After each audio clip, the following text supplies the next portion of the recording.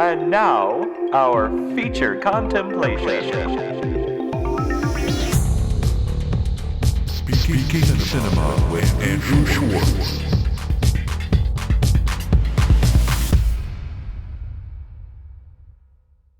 Welcome to the Speaking Cinema podcast. I'm your host, Andrew Schwartz. And today we've got a great film and a great returning guest. But first, right off the bat, I just want to remind everyone, because I don't think we talk about it enough, that the movies that we choose on this podcast are always available to stream for free if you have Amazon Prime or Netflix at the time that the episode drops.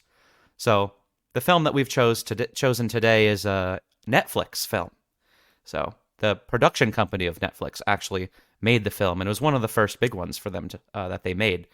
But we always choose something that you can stream on Amazon Prime or Netflix so that you can stream it, take a look at it, hang out with it, and then hang out with us for a little bit after you do that. So today on the podcast, we are going to super pig out on Bong Joon Ho's Okja from 2017. Get it? Super pig? How'd I do with that, John? Hey, puns. Very punny. So this is going to be so much fun because our returning guest is, aside from just being a very intellectually strong person in general, he eats up these East Asian films, and he has such a passion for them. And he's nearly fluent, or pretty much fluent right now, in Japanese. He's traveled to the East. He's traveled to Japan many times. And he's even traveled to Seoul, South Korea, which is where this film partially takes place. And he's just so passionate and knowledgeable about the culture. And this director, particularly. So it is my absolute pleasure to welcome back. You know him. You love him. We smiled with him about 6 weeks ago. And here he is for more, Jon Bewley. John, thanks for coming back on the podcast, man. Hey, good to be back, buddy. Thanks for having me on again. Oh, it was so much fun last time, so I can only imagine how much fun we're going to have this time. And I hope you've been well since we last spoke with you. And let's continue. Let's keep this going. Let's keep the momentum. We're talking about a film right now that we both have tremendous passion for. And I have to say right off the bat, before we even go to the logline on this film, this is very special for John and me. Because if you remember, John, which is hard to forget, you and I had seen this in theaters, which was kind of a rarity at that time because there were only so many Netflix-produced films that came out at the time, and this one was one of those, let alone one with a $50 million budget. And it just was not screening in many places. And it was kind of a short-lived theatrical run, but we got there and we saw it. And I believe you were seeing Okja for the second time. You had seen it already, but you graciously came to the theater and saw it with me and another friend. And so we shared that theater experience of this movie together, which is just something that's really special. I remember that very fondly. Do you? Oh, absolutely. I remember watching this the day it released on Netflix, and I was very hyped about this movie. And I knew that you were more aware of Bong Joon Ho at this point in time, because when we had a brief conversation about him as a director, and this was, I think, the second film of Bong's that I had seen, because I watched The Host on Netflix shortly before this released, because it was available there at that time. I was going through an interesting period at this time because I wasn't particularly interested in many films that were releasing in theaters. This was 2017. There really wasn't a lot that was speaking to me theatrically. There was Get Out was one of the big ones. Sure. And that was about it. I don't remember there being much else. Yeah, there was too. also a little bit of a vacuum there for cinema in that year. There was also There was also the US release for Makoto Shinkai's Your Name, which I saw in April of 2017 in theaters. But that almost doesn't really count to me either because that film had released in October or November of 2016 in Japan. So it was getting a late release for us, I think largely just so that they would have an English language dub. So there really wasn't much. And then there was this film, which was getting so much buzz behind it. It seemed like it was in the trade magazines like The Hollywood Reporter and Variety almost every week. And when you looked at this cast that they had, especially on the American side, there was Tilda Swinton, Paul Dano, Stephen Yeun, Giancarlo Esposito, and Jake Gyllenhaal. And when you look at that cast alone from the US side of things, you're thinking, like, wow, this is a pretty star-studded cast. Yeah. For a number of people who are capable of leading, especially Tilda Swinton and Jake Gyllenhaal, these are people who normally lead their films that they're in. Right. And they're all choosing to take a back seat for a director from South Korea. Now, Tilda Swinton had worked with Bong before on Snowpiercer, which I will make an addendum. I saw that in 2014 in film school as well. But so beyond The Host and Snowpiercer, I had not seen anything else from Bong. So to see somebody like Jake Gyllenhaal, especially, be involved in a project like this, really piqued my interest. Because again, this is a South Korean director that most people have not heard of outside of the buzz he was making within the industry, and probably in part with his somewhat publicized battle, at least within the industry. They didn't talk about it that much outside, but I'm sure the industry knew about his, Bong Joon Ho's battle with Snowpiercer with the ultimate super pig, Harvey Weinstein. Well played. Except that pig is not doing any favors. No. That pig is the other kind of pig. But yes, please go on. Yeah. Now, so this really piqued my interest, and it was going to be available day and date on Netflix. I could watch it from my couch, and I was really tepid about that in some capacity because I love watching films in the theater. Yeah. But with how dry the theatrical experience had been that year up to that point, I said, all right, well, this is so far the most interesting film of the year to me. Yeah. And I can watch it day and date after work in my house. Okay. And I watched it, and I remember talking to you about it, saying like, oh, we should watch this. And you were adamant we were going to see it in a theater. And I said, all right, cool, but I'm still going to watch it like tonight. I think I texted you immediately after saying, let me know when you're going to the theaters to go see this movie. It's playing at Lincoln Center. I'm in. Right. Yeah. And we saw it at the perfect size screen too. The Lincoln Center screen is, to me, it's a perfect screen. Yeah. Not too big, not too small. The seating arrangement is great. I remember it so clearly, like it was yesterday, but it was 7 or so years ago. I mean, oh my goodness. It's amazing how much time has gone by, but I really remember this screening so clearly.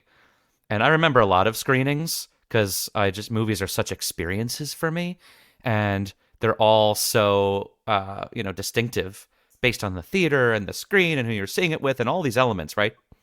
But that screening was so memorable, and we're going to talk about all these different things. We're going to hit all these moments and reasons why it ended up being so memorable. So let's introduce this film, John, with a logline read. Here's the logline for Okja. A young girl risks everything to prevent a powerful, multinational company from kidnapping her best friend, a fascinating beast named Okja.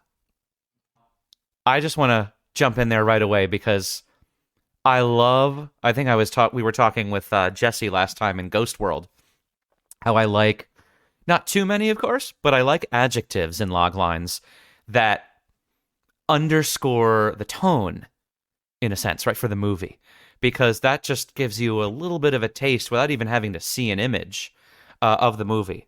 And this word, fascinating, a fascinating beast, that's how I would describe this entire movie. It's fascinating. In fact, this is an absolutely astounding film. And we're going to get into all of the elements of it and why. But fascinating is such a great, accurate word, I think, that it doesn't give anything away to us about Okja, but it tells us that this is something that's maybe not what you're used to. It's not normal. It's mysterious, and it immediately starts inducing some questions in whoever's reading this. And I think that's a great way to give you a little taste of what the movie's supposed to be without giving anything away, or, there's so many different tones, which we'll talk about in this movie, that it's hard to kind of pin something down. But a fascinating beast, it could have just said like a super pig in quotes, right? Or it could have said her pet, Okja, but it says a fascinating beast, and I love that. What do you think about that? I don't know how deep I can dig into it. It's just a very succinct logline. Yeah, and we're not going to even dig too deep into it. I love to just kind of take us right into the movie with this. The one thing I will say is, it goes into the multinational company thing. If it just said a young girl risks everything to save her best friend, a fascinating beast, that would be even more concise. And interestingly, it would kind of cut out what mostly is realized in Act 2. But as we move toward the opening image, which we'll do soon, it actually gives us that whole sort of idea right away, right? So it's not really giving us any information that we don't get at the very beginning of the movie, right? And you and I were talking off air a little bit about how this movie it just kind of runs and runs and runs. The pace of it, the way that it reveals the narrative and then keeps us on track. And so in that respect, this is just sort of a perfect little... It's basically kind of the opening of the movie to me. Or at least you get a sense that this is what the movie's going to be, even on your own, just from the opening sequence. The opening, few scenes, I would say. So... this movie is not necessarily one that begs the question of what is this movie. It's more a movie that asks, how is this all going to go down, right? We know what this is. We know what Okja is right away. We know even from this log line, it's a fascinating beast named Okja. That's not this is not a mysterious ghost, right? It's not a creature feature. It's not that kind of a thing. Right? It's not, how is this? They tell us how it was made right away. So this is an experience, right? It's telling us of how this process is going to happen. And that's always fascinating to me in and of itself with movies, right? Because you can have a movie that says, this is a mystery. And you're going to work hard as a viewer along with these characters to figure it out. And that gets you activated that way as an audience member. But then on the other hand, this is the kind of film that says, this is exactly what's going on here right away. And then the rest is just, well, buckle up, people, because even though you know exactly what's happening, you have no idea what we're going to do with it and what we're going to say about it and how it's going to create this commentary that's so important for our time, our postmodern era, and all of the political and sociological and socio-geographical political things that are going on in the world, how that's all going to tie in to this thing that you already know about. So with that, let's get right into just a character reveal before we get into the opening image. John, if you don't mind, we're going to just talk a little bit about who we're seeing here, just to remind everyone at home, in case you haven't seen that film in a while. We see Lucy Miranda is our first character that we see, right? And Lucy Miranda is this sort of mogul. She's the new CEO of this Miranda company, and she's stepping in and she's going to give us an idea of what's on her mind, and that will get the film going. We also have Mija, who's another lead character. She's a 14-year-old girl, I believe, and she is essentially the older sister of Okja, right, in the rural South Korean countryside. Just a couple others. We've got Jay, who is the leader, played by Paul Dano, of this resistance organization, this animal rights activist who has become the sort of fearless leader of the ALF, which we'll talk about as well. And he has a bunch of associates. And then, of course, we have Hibong, which is the grandfather, the caretaker, basically, of Mija and Okja, the farmer. So these are the main characters that this is revolving around.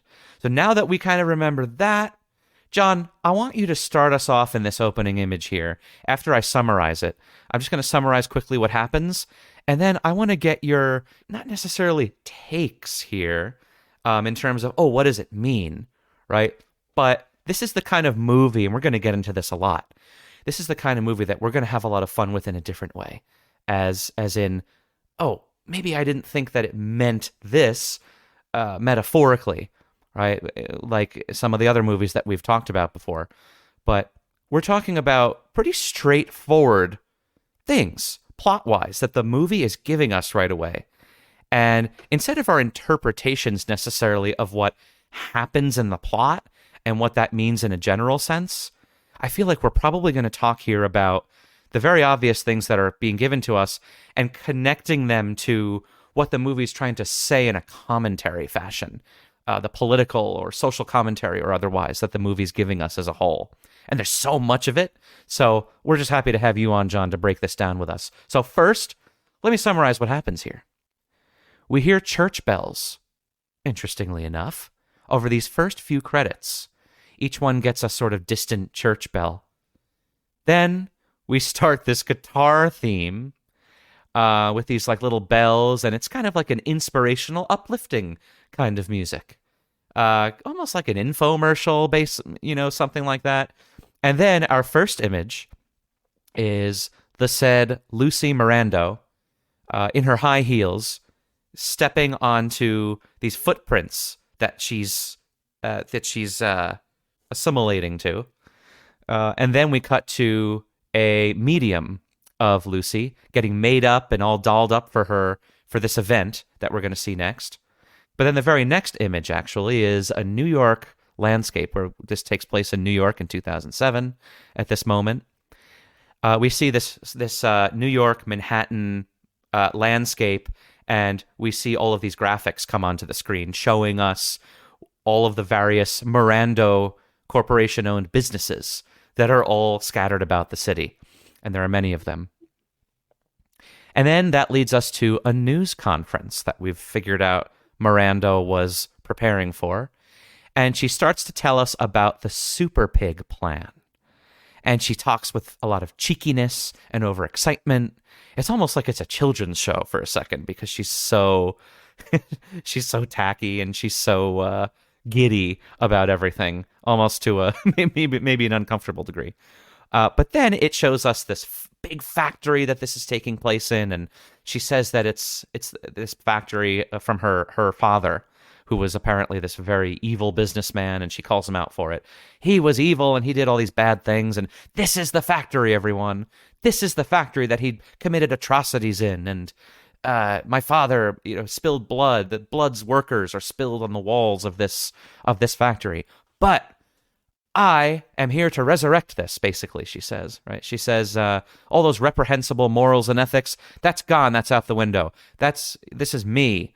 Welcome, everyone, to the new Miranda Corporation. I have morals and ethics that I'm going to implement here. This is a new era and new leadership, and it's a new age. So they talk about her new core values. They talk about the pigs, and that they're environmentally friendly, and everything is going according to their core values, and that she unravels this 10-year plan that everyone starts to know about.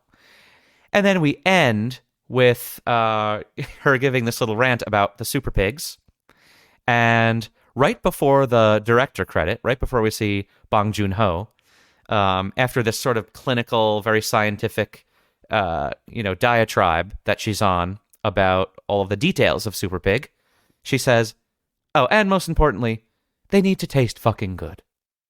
In Tilda Swinton lovely fashion. And then we cut to directed by Bong Joon Ho, and then we see the title shot, which is a small Okja in the bottom left side of the frame, with sort of gray font except for the dot on the J, which is pink. And it's over an extreme wide, gorgeous landscape of all of these rolling mountains and hills in rural South Korea. And of course, it just kind of says far from New York 10 years later. So we don't even know exactly where it is.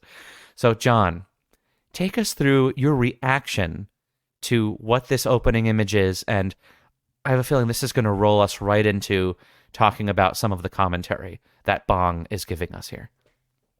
Yeah, so it's interesting because unlike Smile, where the opening shot is this real strong, immediate, visceral kind of image, this first image is a lot more subtle with her high heels on a platform, which could suggest that Lucy Miranda is ascending a position, which is exactly what she's doing, and it's showing that she's the new CEO of the Miranda Corporation. But I think it sets up everything perfectly. It serves more as a prologue than the beginning of the first act, in my opinion. But I think without that scene, you lose a lot of key context. It establishes essentially who the villain of the film is, but in a very cutesy fashion that showcases this bubbly corporatism and having this juxtaposition of, this star-eyed, braces-wearing, girly lady inside of a factory where her father basically shed the blood of workers. It's a stark contrast. It's a stark juxtaposition. And it tells you everything you need to know about this character when she says, "and they need to taste fucking good." Right. She can be bubbly. She can be cutesy. She can do and say all the right things. Yeah. And she genuinely believes it. But it also shows that she is cutthroat in her own ways as well. However, the one key thing that you did leave out that I think is equally important to showcase who the real players are is Giancarlo Esposito. Yeah. Up in the rafters, mouthing one of the lines that she says, moving his hand. He is the puppet master. Right. And she doesn't know it, but all she is a marionette, as we learn later throughout the film. And it's brilliant. It sets up so much and tells you everything you need to know about these characters, so that none of their actions surprise you as the story goes on. Right. He sets the playing field in this almost masterpiece of a 5-minute expositionary prologue. Yeah. Yeah. I mean, I've been, you mentioned being, kind of along the ride with Bong for a while now, and you mentioned me. I think I first picked up The Host, which, for anyone that doesn't know, Bong Joon Ho, the same director, he made this movie called The Host. It's a monster movie about an incredibly creative monster that rises out of the Han River in Seoul, South Korea, and terrorizes people. And that movie is similarly about all of this sort of bureaucracy and politics and how it just completely complicates and vitiates the entire effort to save people and to do good for the people that are being hurt from this disaster. But I picked that movie up at a Borders Books and Music when I was I must have been like 14, 15 at the most. Of course you did. Yeah, I picked that thing up. I knew I went into the foreign section. I was such a nerd back then for this kind of stuff. I still am, but back then even more so.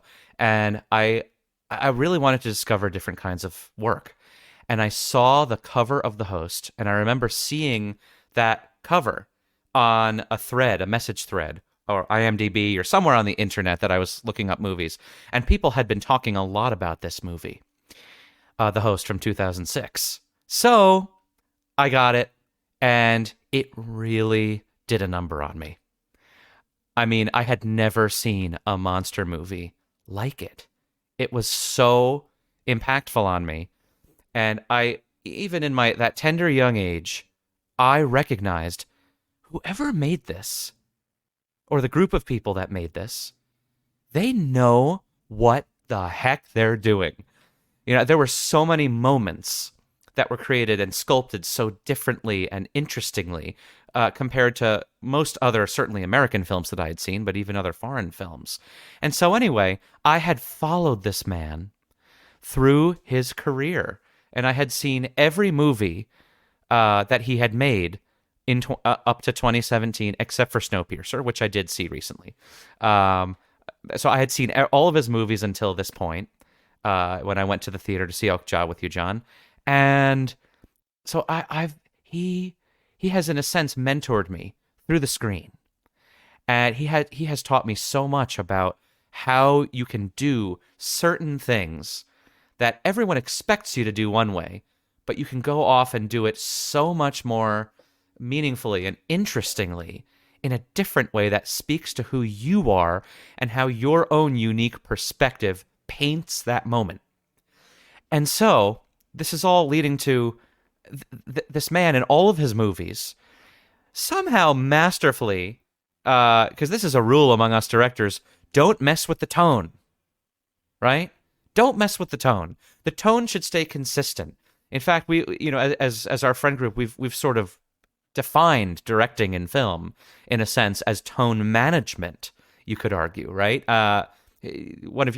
Perhaps one of your most paramount jobs is to manage the tone and make it consistent, and so that the viewer doesn't feel like they're like something's off kilter and it takes them out of the story and so on. But this man, he is somehow able to stitch together different tones, very distinctive tones, which is actually something that's, it's, to be fair, it is characteristic of East Asian cinema, right? To mix different tones in certain ways. But sometimes, especially as a Westerner myself, it really doesn't work for a lot of things.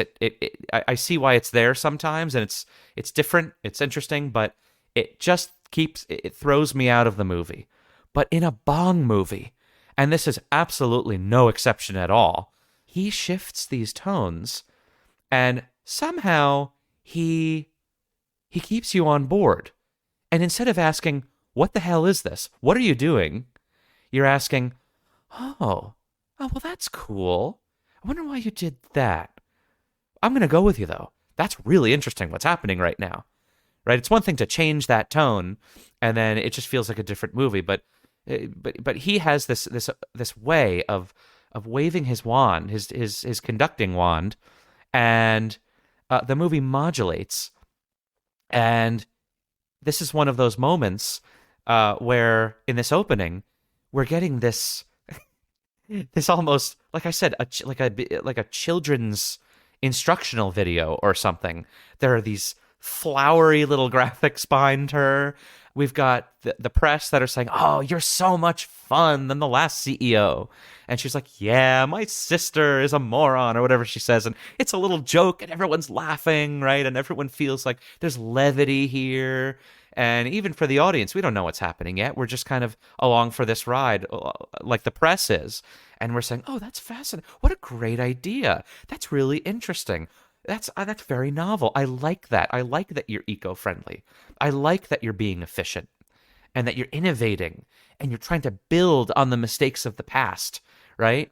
And you're giving homage to those that came before you and made their mistakes. You're paving the way for the future. I like that. And it's this nice little guitar. Oh, we're having fun. We're being eco-friendly. We're doing all these things. So that is I mean, if you didn't know any better, you would think that the whole movie was going to be like that, right? And it's not. Not at all. But and then he shifts the tone in the next moment after that in the countryside. But I just wanted to take the moment to discuss that because I just think that that's so unique in cinema in general, and even when it's not, even when it is happening in other movies, it usually, to me, I don't know about you, John, but it feels so disjointed. It feels like I'm not grounded, like I'm taken out of the movie. But when this man does it, I'm not talking about one movie. I'm talking about every movie in his career.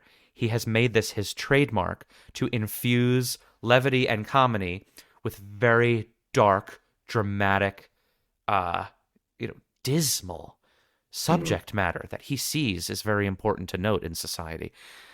So, Yeah. are you with me on that? Do you think that this is unique, and how do you think that Bong accomplishes this? Can you put your finger on it? I I'm with you to an extent there. I think part of the reason this feels so unique with this balancing act, this juggling of tonal shifts while still keeping the film cohesive. I think this is more of just a matter of practice. I think we, especially in the United States, tone is something that is so I don't know what the right word is, but whenever I watch a film from the United States, I notice that it seems to stick to just one tone, right? And the Marvel films were largely a group of films that seemed to break that barrier a little bit, but it got very tired very quickly. And a number of friends and collaborators have all said something to the tune of, "Yeah, but if we're making something with comedic elements, just don't make it Marvel humor." And I think that's part of the issue with American filmmaking is that that balance is just so hard to strike because we're so one tone minded.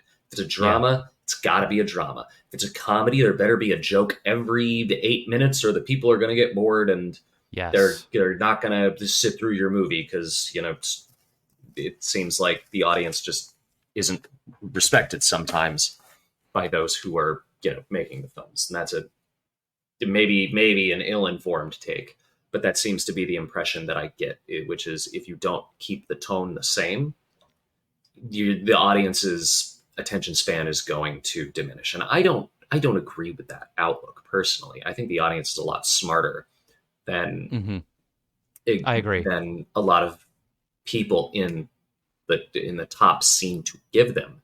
Hmm. But I think what's fascinating about Bong Joon Ho in particular with what he does, and this film I think is he does it with all of his films, I think, except for Snowpiercer. Snowpiercer seems to be the only one, and maybe Mother, where they seem to be more monotoned in their Yeah. presentation. But I do remember the host being pretty funny at times. Oh, Um, sure. Memories of Murder is, for how dark that movie is, there are moments that I think are pretty funny because Yeah. at the end of the day, that's a film, much like most of Bong's work, probably all of Bong's work, Hmm. is a criticism of some form of bureaucracy Right. and corruption. And he really is scathing in his presentation. But there are moments in Okja that I was watching where I thought, for a film that gets distressingly dark, Hmm. is like towards the third act, there are some moments in the film that are genuinely hilarious. And I think it's because he plays these hilarious moments within that same tone.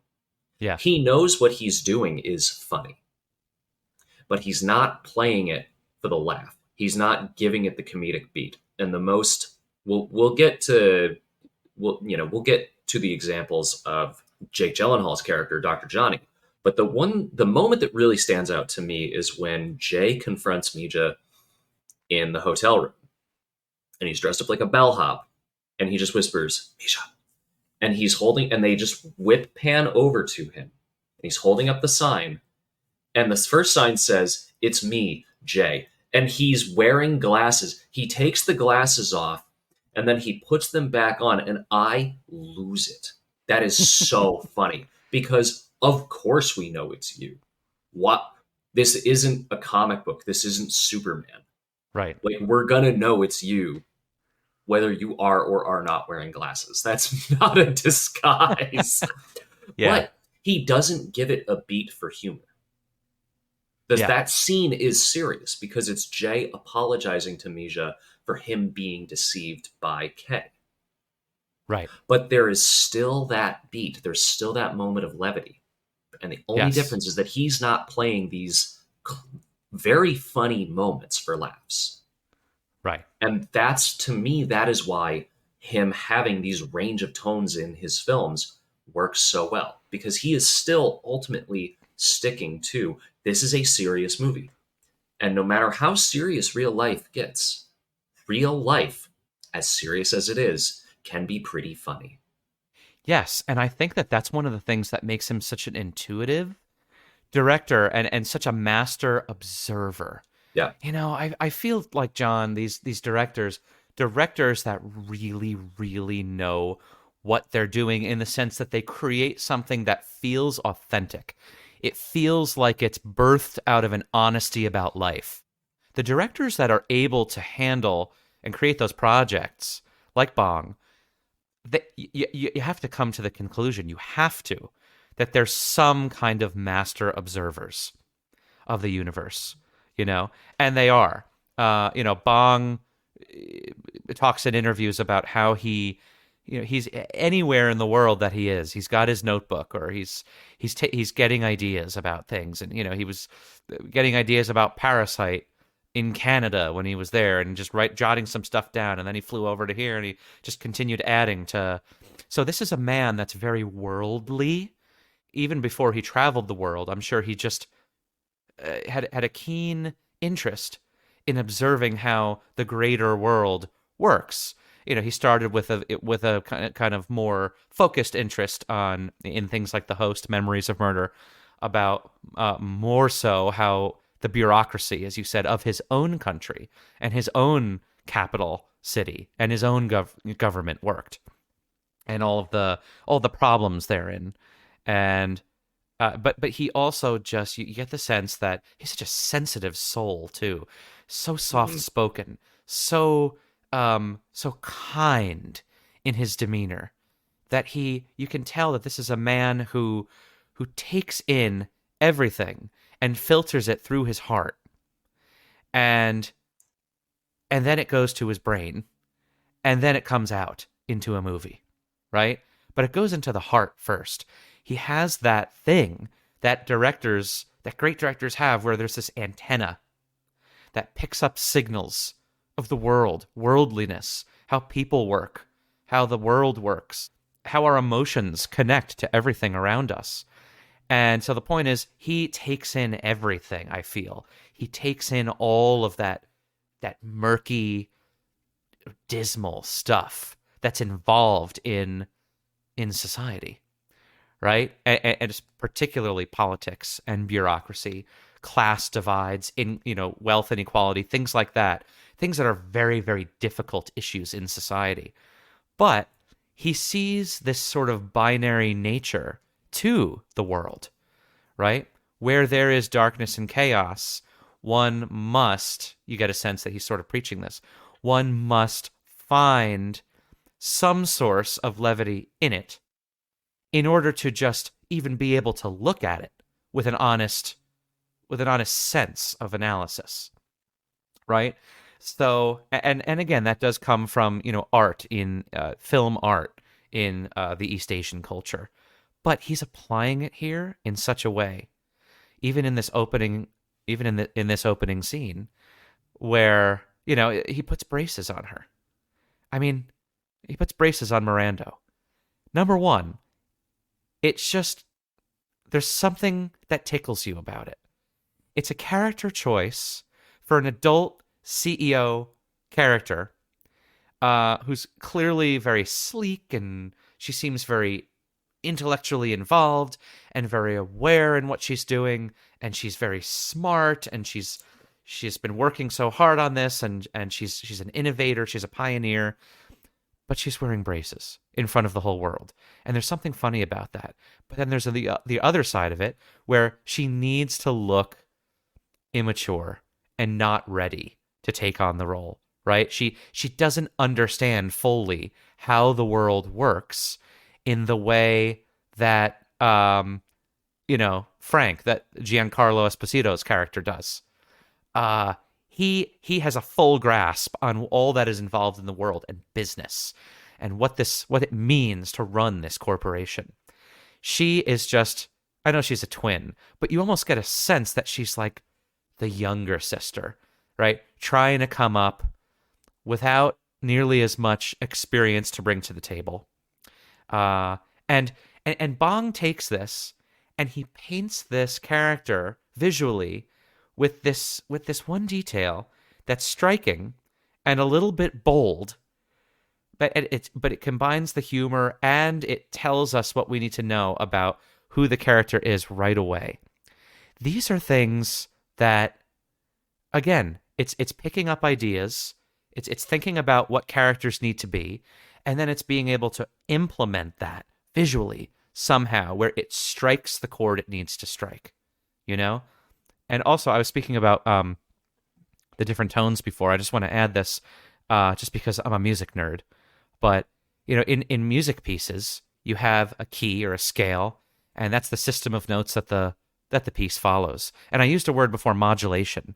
And modulation is when, in the middle of a piece, the composer, the person that wrote the piece, will shift into a different system of notes that section of the piece is temporarily constructed around.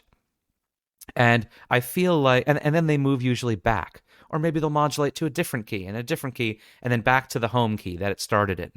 So I feel like this is something that Bong is able to do as a film images and story narrative composer, in a sense, a composer of film story, a composer of cinema.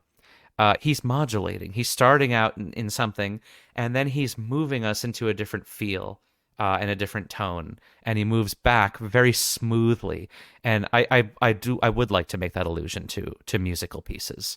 And there's something very beautiful, and there's so much variation in that, so many colors, so many things that you can talk about and extract from when someone does that successfully, just like in music.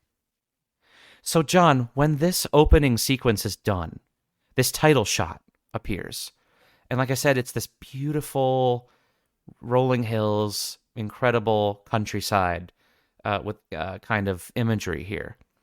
And I feel like there's a huge theme that's pervasive throughout this movie of the busy, hustle-bustle, industrial nature of the city.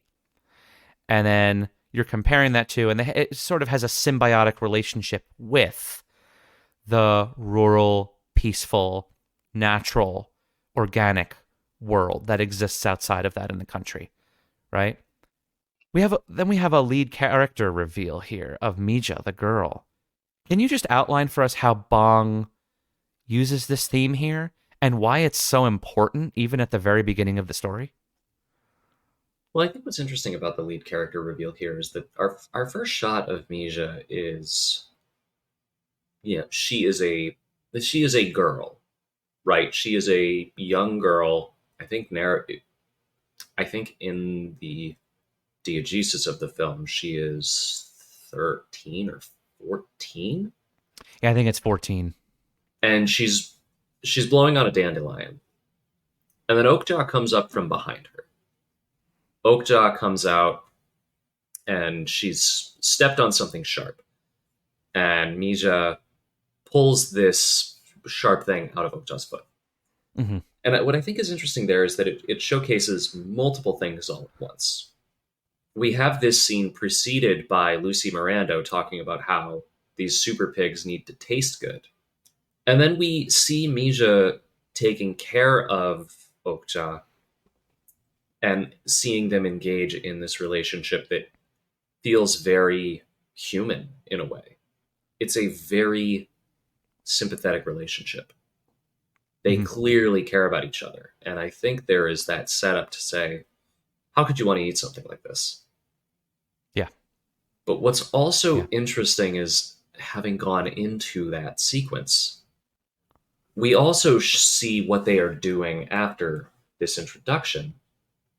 And just to get back on track when I was talking about her being a young girl at first, it's interesting with the contrast that we have with the ending in the way that she's dressed, because she's dressed very kiddish in the beginning, and then she's far more mature by the end in the way that she dresses. Right. And I think that's her blowing the dandelions is a very childlike thing to do, and it showcases visually her innocence to this world that she's about to be plunged into. Right. On this journey to rescue her friend, because in some ways she literally will go to hell by the end of this film. Yes. And I truly do describe it that way, because I swear to God, the way that third act plays out is it could play out as gluttony in Dante's Inferno, with the way that Bong portrays that slaughterhouse. Right. Now, all of this to say that, what are they doing in that first sequence? They're foraging for food. She's gathering vegetables. At least I believe they're vegetables. They could also be like giant apples, but I think they're peppers. I think they're actually persimmons. Yeah, whatever they're foraging, it's not meat. However, and everyone seems to think that this film is about, it's an anti-meat film, and I think this first scene, along with one other scene in the film, actually is a lot more nuanced than that.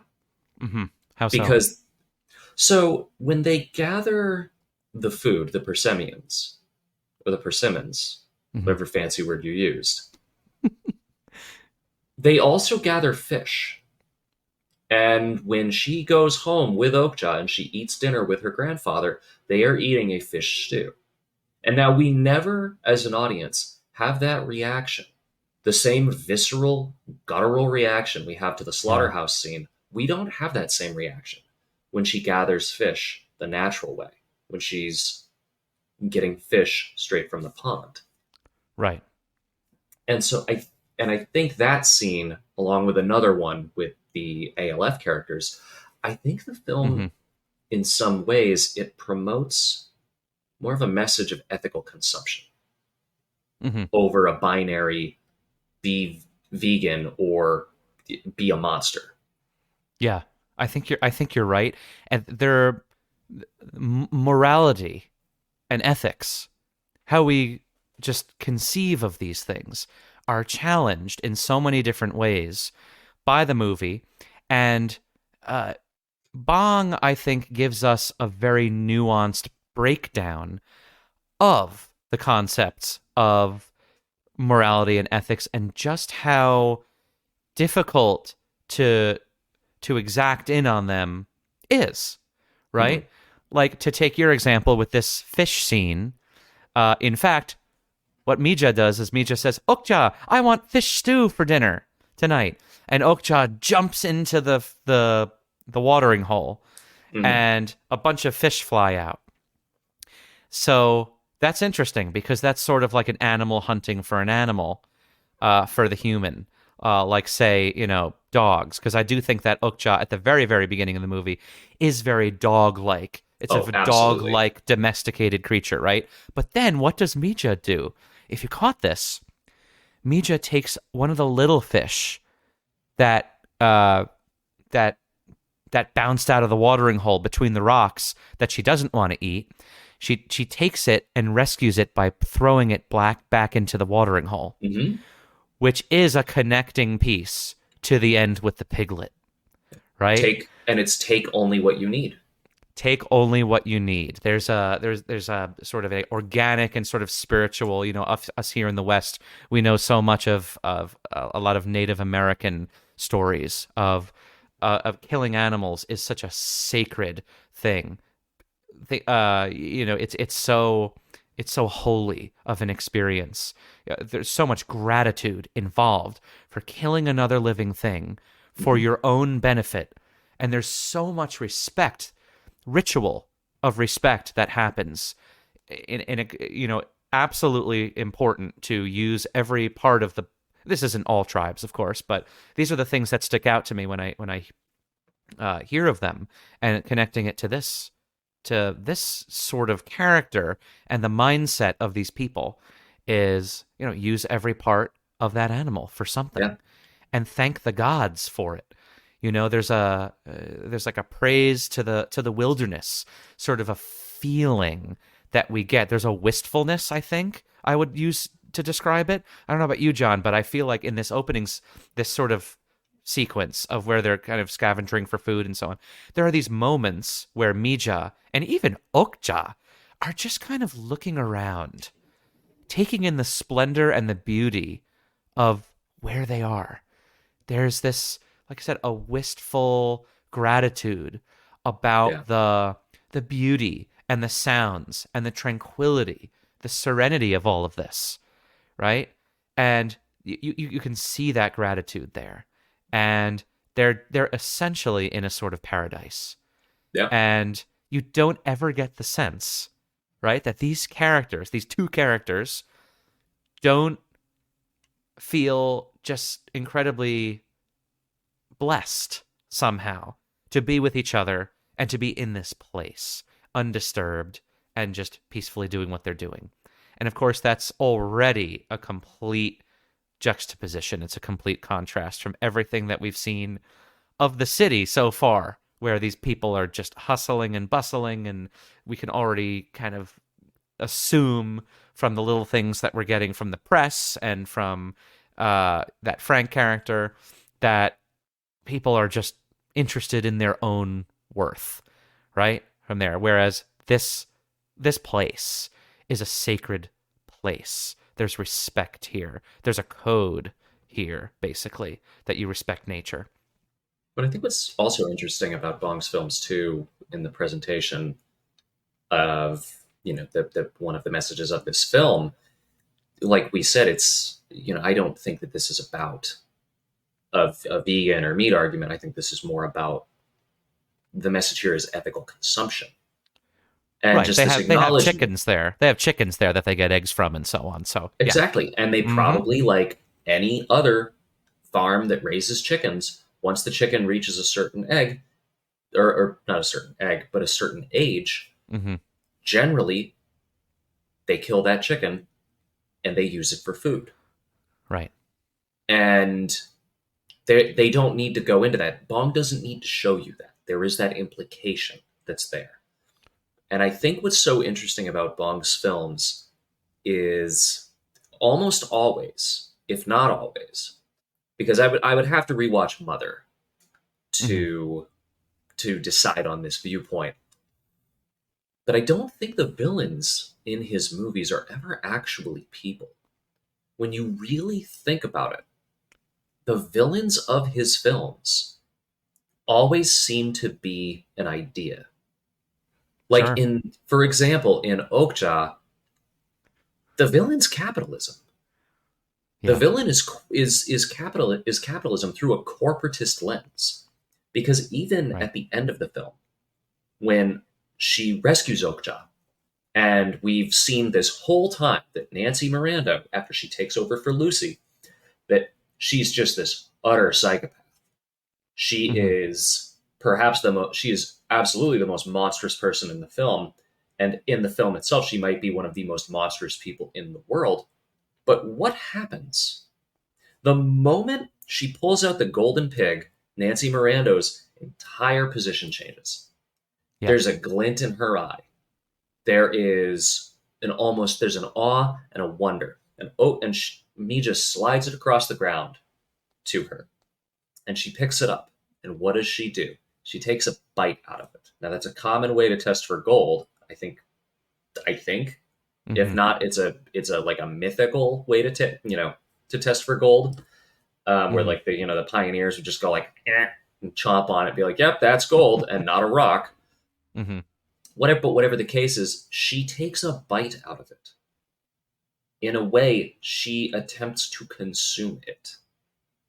She, in her Burberry blazer or her Burberry jacket with the label showing, She is a consumer, just like each and every one of us. Her tastes are different, but she is a consumer, and a consumer participates in capitalism. And when she receives the gold, she immediately looks at Misha not as some kid who broke into her factory, but as a customer. And Right. afterwards, she says, "We have a deal. Frank, make sure our customer and her purchase get home safely." She goes Right. from thinking you're just a stupid kid who broke into my factory that's bothering me to make sure Thank they you for get your home safe. patronage. Yeah, thank you for Thank your you for your patronage. patronage. Exit through the gift shop. Yeah, and that is a deranged outlook to have on life, but that is the kind of outlook that comes from living through a system like that, where the only Right. thing you think about is money. Yes. But it also shows, I think what that shows is that the villain here isn't Nancy Miranda. The villain here is the system in place that makes people like this to begin with. Right. Because he says the same exact thing in Parasite. The common debate I've heard with Parasite is, well, the Kim family, they were, they were just trashy freeloaders. They destroyed the house when they infiltrated this family's life, and they they got people kicked out so that they Mhm. could get a job. And then some people will also say the same thing about the Park family. Well, the Parks are rich. The Parks don't give any care or consideration for anybody who makes less than them. There was a giant flood, and the Kim family had to sleep in a gymnasium because they lived in a basement that the city and the government won't fix up, because they just allow people to live in Yeah. something like that. Hmm. And the Park matriarch couldn't get over how bad the Kim patriarch smelled when he was driving her around. And so people will look at that and they'll go binary, black or white. Well, the Kims are bad because they can't pull themselves out of their situation, or they had to go to unsavory means to do it. Or Hmm. the Parks are bad because they're wealthy people who engage in this kind of elitist attitude that keeps people like the Kims living where they are. And the thing is, like, if you are actually paying attention to Parasite, you would know that both of these people in their own way are victims of this system, because they cannot exist without each other. And if a system has to be created where people living in absolute poverty Hmm. have to rely on the wealthy, and the wealthy can only make their means based on the suffering of other people, then both of these people are victims and they're parasites to each other. And Right. the villain here is an unfettered capitalist system. It's the same thing with Memories of Murder, except instead of Hmm. capitalism, it's government bureaucracy. Yes. And I think to an extent, there's cultural outlooks as well Yes. that play a factor into that. But because the bureaucracy in Memories of Murder is the reason why Song Kang Ho's character, whose name is escaping me at the moment, it's why he's such a corrupt cop in the beginning of the film. And a corrupt cop like that only exists because a system allows it to happen. And Yes. he grows and changes throughout the film. But nonetheless, you could make the case that would a crime like that have had happened if government corruption wasn't so rampant in the 80s, Hmm. especially in that period that was outside of Seoul? And I think that's what's really interesting about Bong's films, is that the villain is rarely the people. It's Yeah. an idea it's an idea or a system that motivates their actions. Yeah. Ideology. It's it's very, very relevant even now, 7 years later, in Oh different yeah. ways, right? I mean, it is incredible how important a thematic element like that is when you really think about just how deeply it cuts into how we live our lives and what we aspire to do and what we aspire to be, our goals, our collective goals as a society, right? And how difficult it is to have collective goals and how to implement them once you decide what the goal is, right? Who's going to lose? Someone's going to lose. How do we monitor who loses? How do we measure who loses or wins more than others? right? But what I would like to connect what you just said to this film, Okja, is it's amazing how Bong gives us that, what you just said, the idea, the ideology, that system of capitalism is for sure the antagonist in this movie. But what I and just to this is a good transition into scenic view, taking a Well, look at I would certain make. scenes. I'm sorry to interrupt you. I would make the Sure. distinction that the Mirando Corporation is absolutely the antagonist of the film, Yeah. but the hmm antagonist in this case isn't the villain per se. Oh, sure. Yeah. The villain, I the would villain make the being case that they capitalism. are. Yeah, I would make that distinction that Yeah. that the Mirando Corporation is the antagonist and capitalism Yeah. itself is the villain, and the Mirando Yes. Corporation is a group that ultimately engages in terrible behavior and actions because of this system. Yes. Yeah. No. Well It's more said. of a cold hmm machine just doing what the status quo is because of a system that's in place. Sure. And I think that will transition us well into scenic view, where we start Mhm. talking about scenes. But in a movie like this, more so about characters and how they have to do with scenes, Yeah.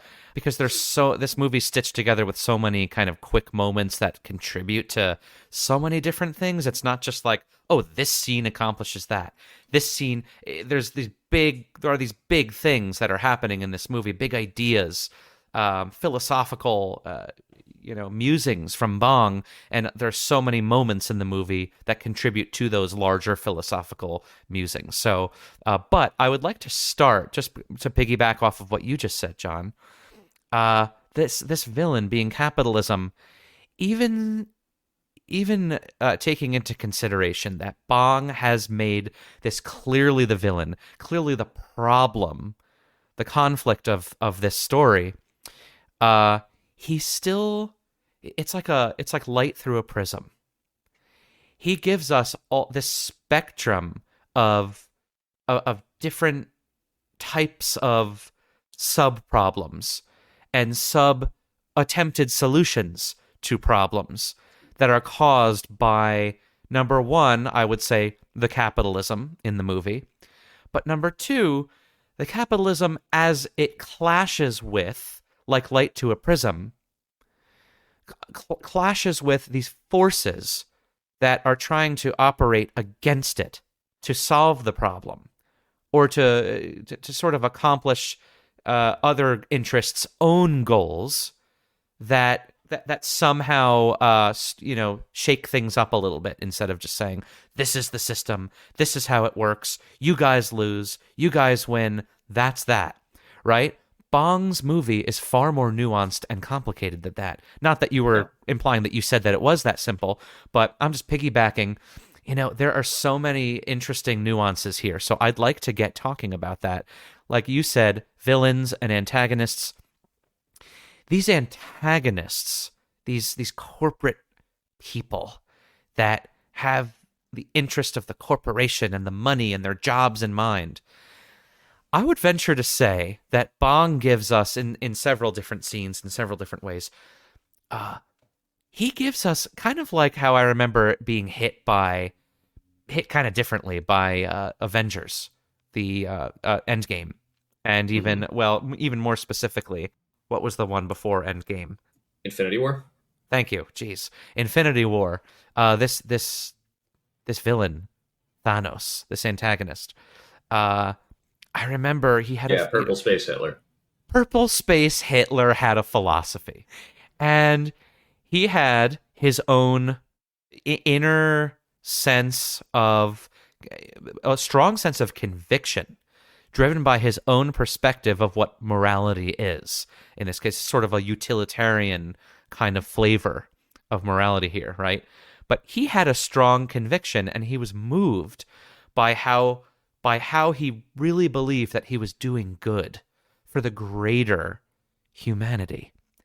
And I just thought that fascinated the hell out of me, because it gives it more than just a sense of, oh, this person is a machine, right? It's a machine that churns out this idea, and that's its only function.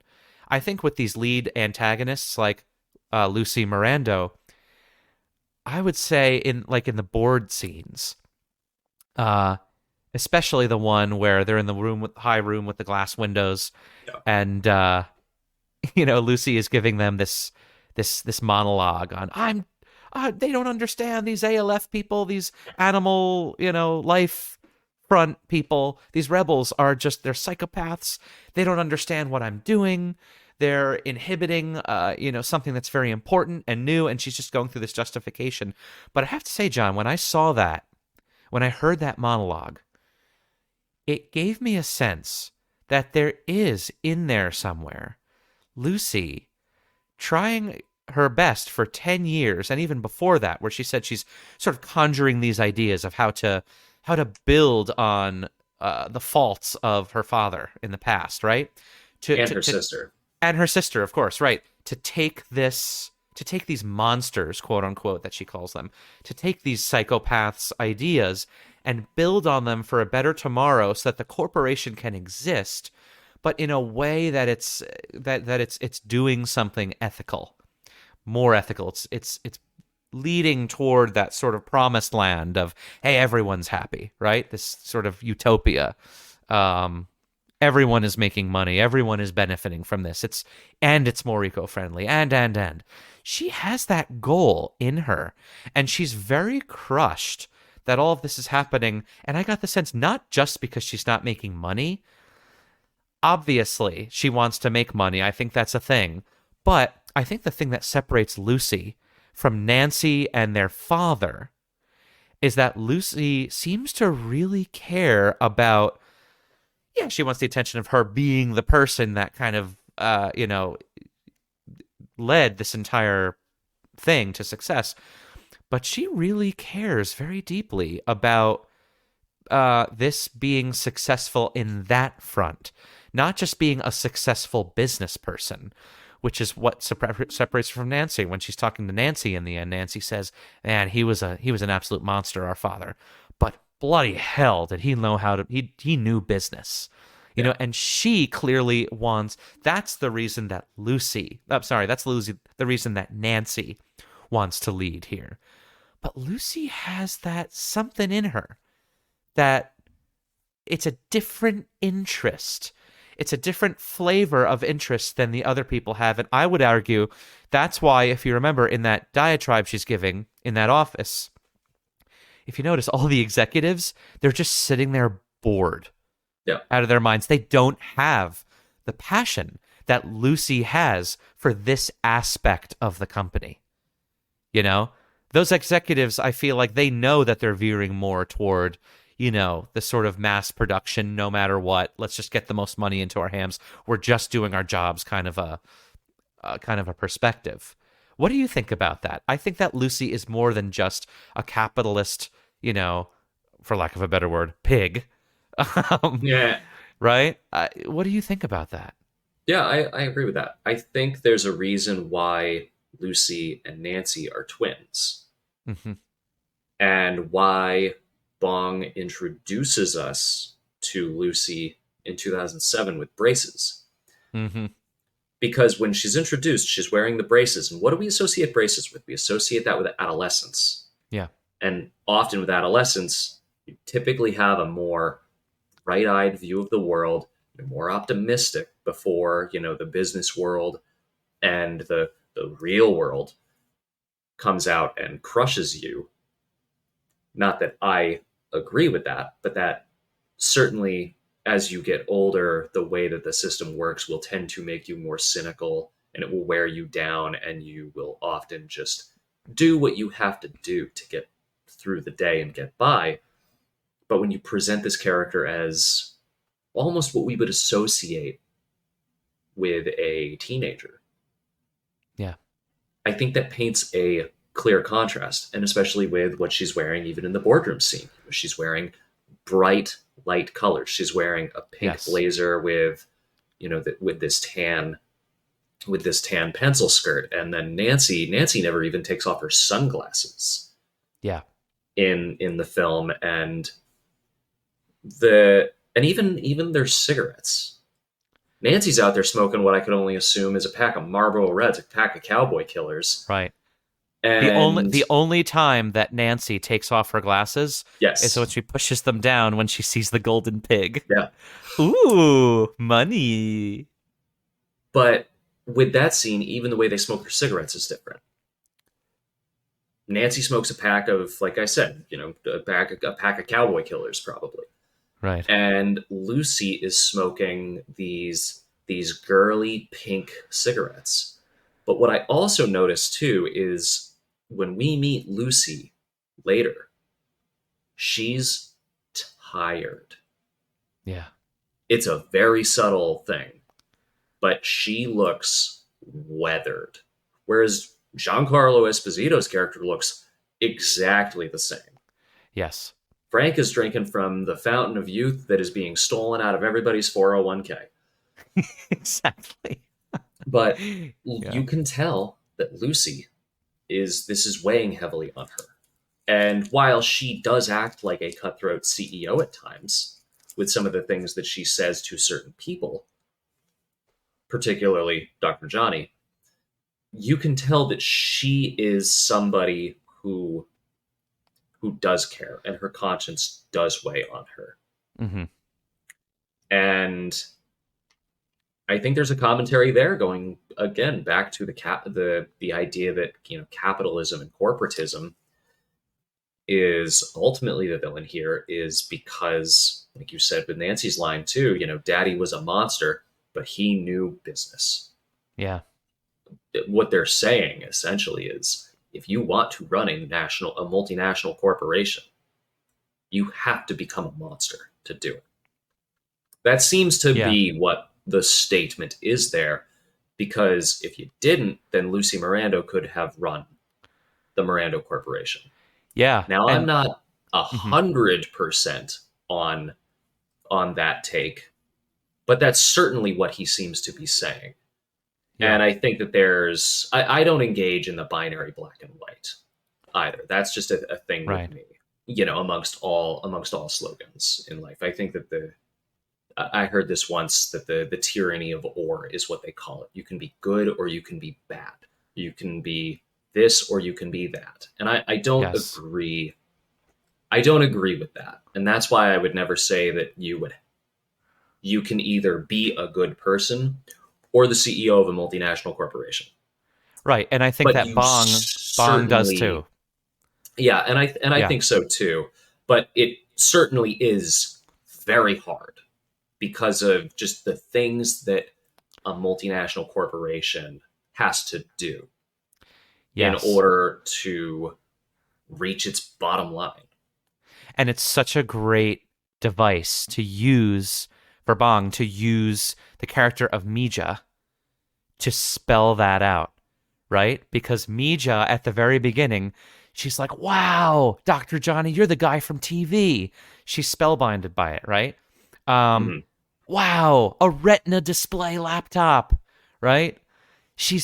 Right. She's so excited about these things, but she doesn't realize the production behind that, right? What goes into the company that needs to, construct itself with the hierarchy and so on in order to produce that product. Yeah. And she doesn't realize that even furthermore, her best friend and her older sister, which is what the actress An Seo Hyun, who played Mija, called the character of her younger sister. I mean, called Okja. She doesn't realize at that point that her sister is a product Yeah. for sale for an easy payment of this amount, $9.99, and if you get it during our Christmas sale, right?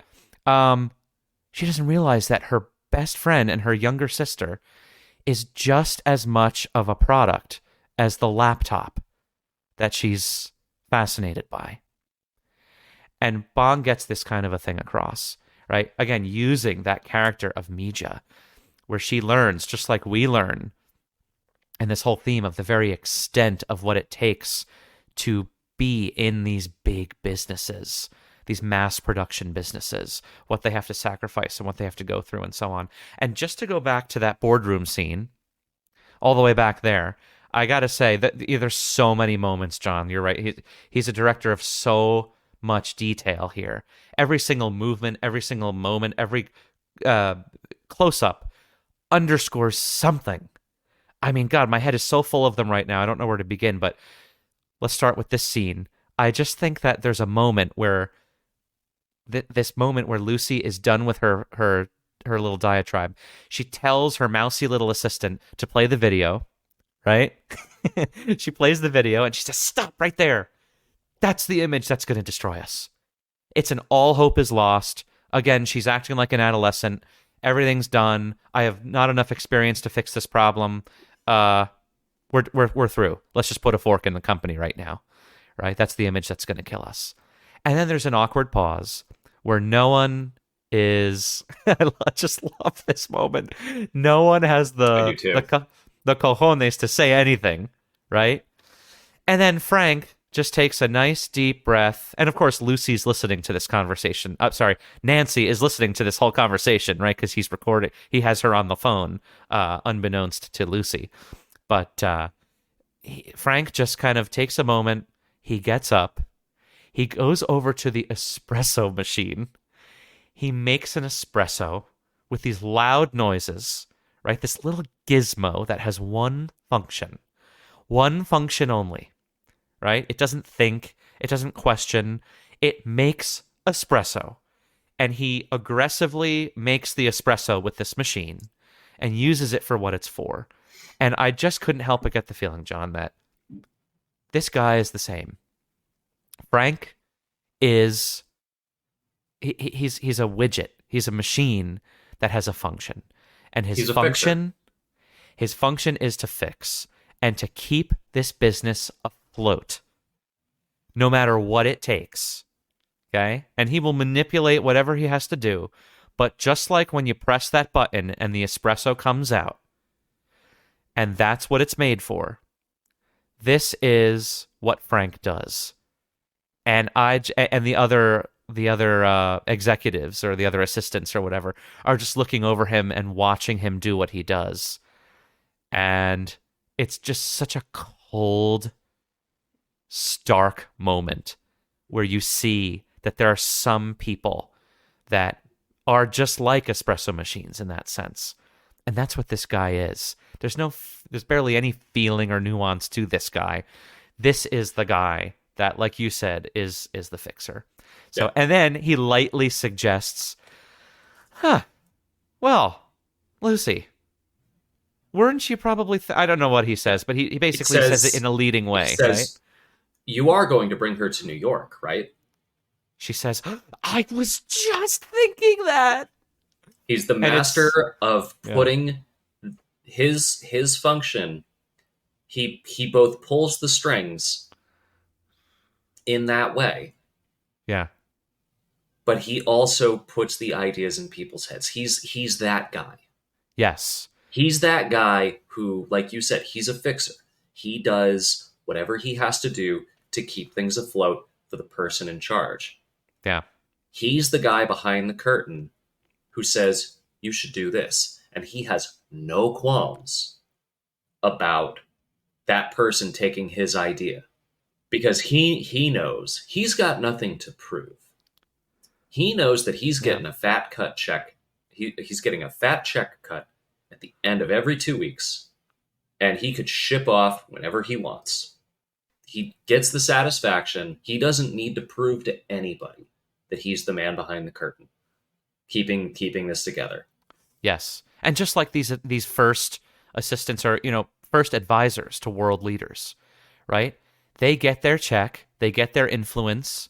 They don't need the fame or certainly the notoriety. Their place is in the shadows. Yeah. And they know that they need to stay in the shadows in order to get that check. And in order to accomplish what they need to accomplish in order to keep the system in place that from which they are benefiting. And there's something so sinister about that. Right? Yeah. And Bong gives us that sinister tone to that moment so effectively with the espresso machine, making those industrial sounds. It's almost like the machinery of Frank's brain is working at the same time to solve the problem, because he's a problem solver. That's also just what he does. There's just a mechanical, cold, lifeless, bloodless nature to what this guy does. And it's always that way. I feel like Bong is telling us it's always that way. But I'm going to illustrate that to you in this moment with a dark, cold silence in this room. And I'm going to give this guy his solo moment and really, dial up those sound effects when the espresso machine starts making everything to make this point. And it's just, I don't like saying brilliant a lot, but it's brilliant moments like this. I mean, this is an exact illustration of what this character is, and it's so creative. And who would have thought of it? It's awesome. In the same breath, it's why it in the same breath, it's also why I love the first scene we get with Dr. Johnny Wilcox too. Yeah, this is a great opportunity. Let's go, because I feel like we're going to go by characters here, because the characters are so. Again, for lack of a better word, no pun intended, meaty. There's so much meat on the bones here. They're so nuanced and everything. And Dr. Johnny is part of that same scene when he comes in later. We don't have to talk about that now, but Dr. Johnny, utterly fascinating character. Let's talk about that. Yeah, what did you get out of that first scene with him? So what I think is really funny, just as an aside, because I know we're talking primarily about the characters, what fascinated me was I was enamored by this character. For me, Jake Gyllenhaal's performance as Dr. Johnny Wilcox, while everybody's fantastic in the film, and the actress who plays Mija that's a great performance from her as well. I really think that Jake Gyllenhaal as Dr. Johnny Wilcox is the standout of the film. And I was so enamored by this that I didn't realize how divisive this role and this character is until I watched it recently before the podcast. Because I think this is one of Gyllenhaal's best performances, which is certainly a controversial thing to say. Yeah. But I was shocked to find how divisive this was. A lot of people said, the character didn't really fit. He was too wacky. He was too inconsistent. And all I could think was that first scene that we get of Dr. Johnny Wilcox is everything you need to know about this guy. Right, you're talking about the scene when he climbs up the mountain and appears at their home in the country.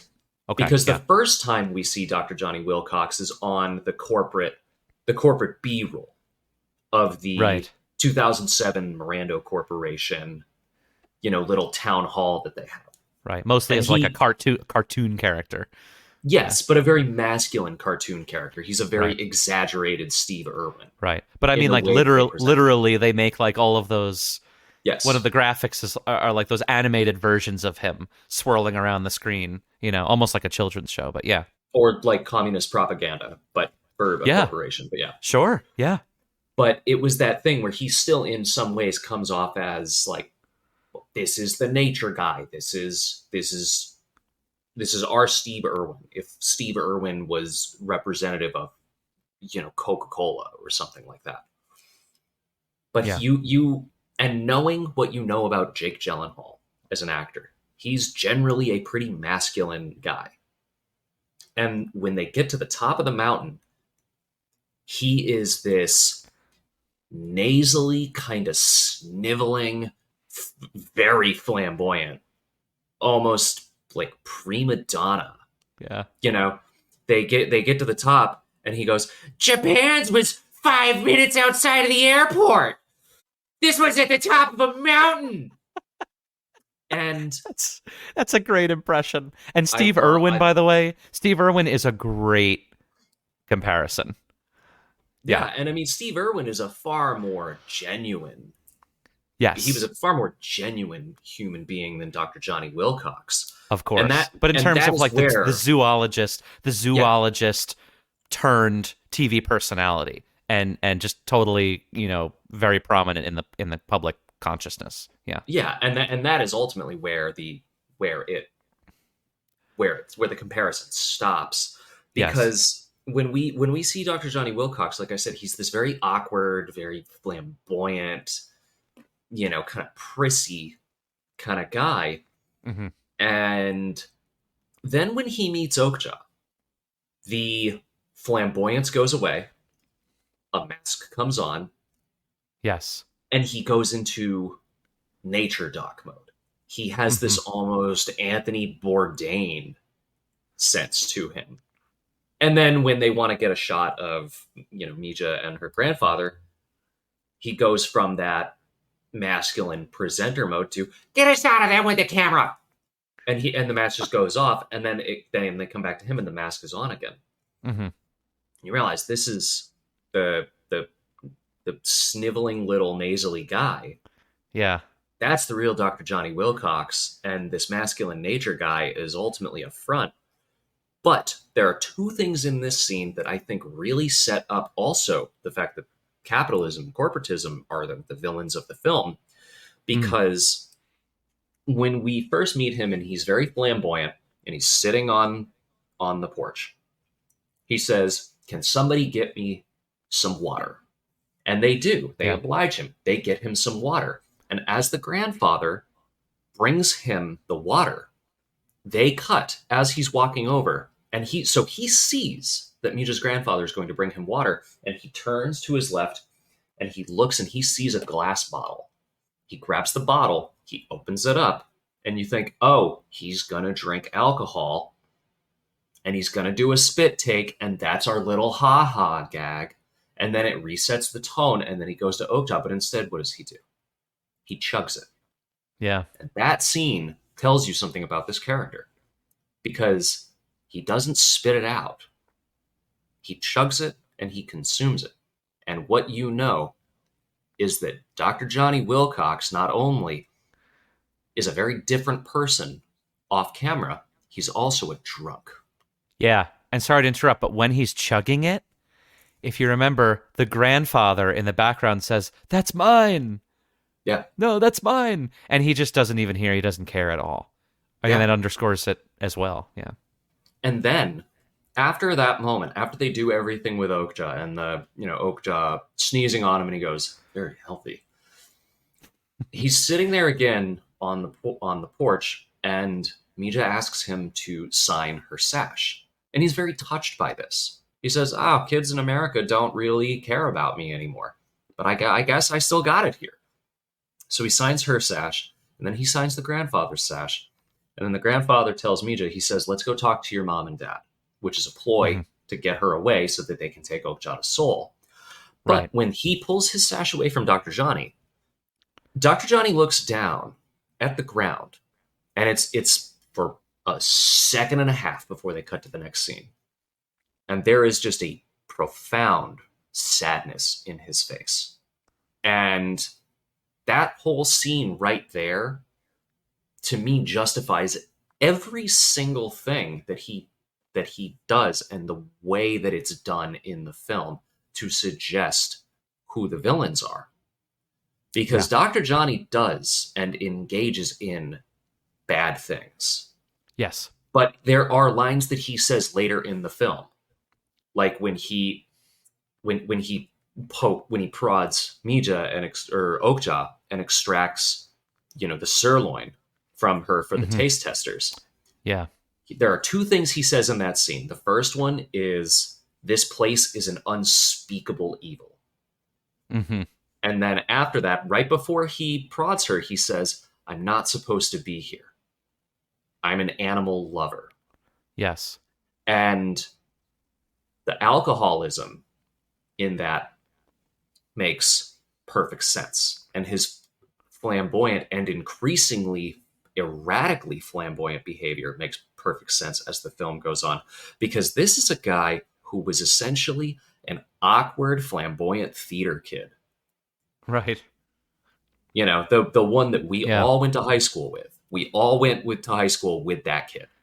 Yes. And then they had a successful career, and they became the face of a multinational corporation that engages in things that are against every fiber of your being. In Dr. Johnny's case, because he's an animal lover, he's a zoologist, and this is a company that creates animal product for consumption.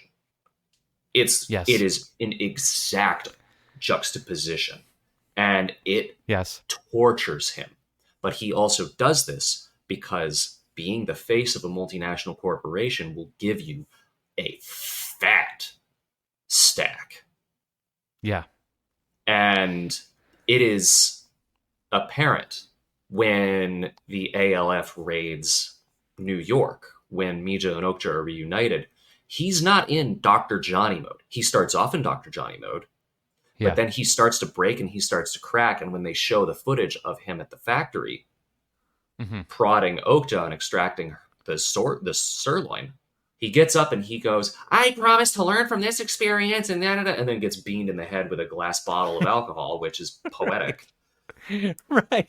The facade Again, all the facade details is dropped. Yeah, it's all these little tiny details, and this is a man who is cracking under the weight of his own guilt. Yes, it's for sure. It's brilliant, both as a performance and as a character, but also how it works with the film. And it amazes me that so many people seem to range from it doesn't work, like it's too weird, to I think they wrote this for a Korean person or a Japanese guy before they gave this to Gyllenhaal, which is an actual thing that I read on Reddit when I was reading up on this. And I can kind of see where those commenters were coming from, because performances in Japanese and Korean media can be more melodramatic sometimes. Right. But I never once got that, even the first time I watched it. I thought very clearly, this is a character cracking under the weight of their own guilt. Yeah, a few things there. Let's see if I can remember all of them. I do think that in an interview, Gyllenhaal said that he had known Bong for a while. I think this was their interview at Cannes.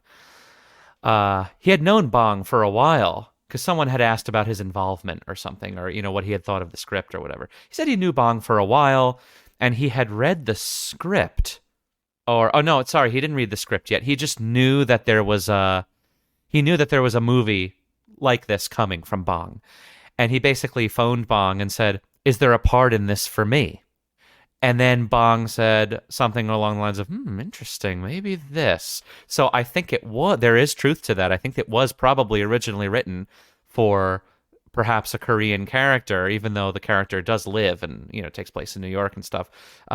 Maybe it was. But the funny thing is, Gyllenhaal just said, I love you. You're an amazing filmmaker. Do you have a part in this for me? And he basically said yes before he even read the script. So he's like, whatever this guy wants me to do, I'm going to do for him. And then he read the script, and he was deeply affected by it. And I think there was basically an attitude of, well, sure, I can play this. Let's try it. And he said, going back to that scene you were talking about, that first scene when he comes up the mountain, Gyllenhaal was talking about how Bong had masterminded this whole thing, no matter who played the character. That does almost has no bearing, because Bong basically he said he was acting out what he wanted Gyllenhaal to do. And he said use the highest pitched voice that you possibly can. And there's this fun moment in the interview where Gyllenhaal says, and Bong was acting it out for me, and he was breathing really heavily, and he was going like, I want you to breathe like you're really out of breath like this, something like that. It's like extremely, even more extreme than the performance ended up being. So Bong knew exactly what he was doing with this character, the contrast, like you said, between the on-camera and the off-camera. And that brings me back to the next point that I was going to say, that as sad as the production center or slaughterhouse moment is, where he extracts the meat from Okja and all the things that he's saying, I think maybe the saddest moment for me, in retrospect, thinking about the movie and watching it for a second time as I did, is that scene, that mountaintop scene, the moment that he's chugging the alcohol, right? But then he stops, drops the bottle, like you said, as soon as he sees Okja. And you can see a moment of passion in him. Yeah. Where something overcomes him, where he is the zoologist again. He's marveling at the beauty and at just how incredible of a creature this is. And he goes over to the creature, and the allure of the of Okja is so much as to just have him sideline his alcoholism. Right? He drops the bottle right then and there. I mean, it's a powerful moment. He walks over to her.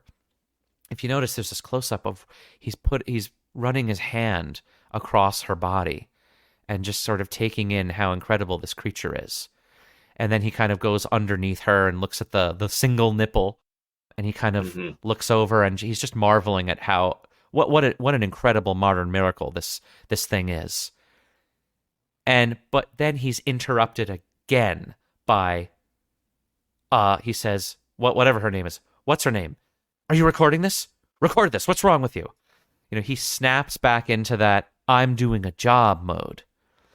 And his passion it becomes something else. His passion becomes greed. That switch has been activated. It turns off his passion and it turns on his greed, his corporate, taintedness, and it's just so sad to see that happen in this character after Bong clearly accentuates that moment of passion and then crushes it. Well, what's also interesting about that part too is when he snaps back into presenter mode and says, turn the cameras on, he also says, you can't fake these emotions. Yes, that's right. Exactly. So there's still, even though he's like, everything you said is valid and it is 100% in line. I agree with you 100%, but he still also has that awareness too of himself that he's clearly like Okja is different from all of the other super picks. Yes. And what he's feeling is real, but also I'm doing a job. You better fucking capture it.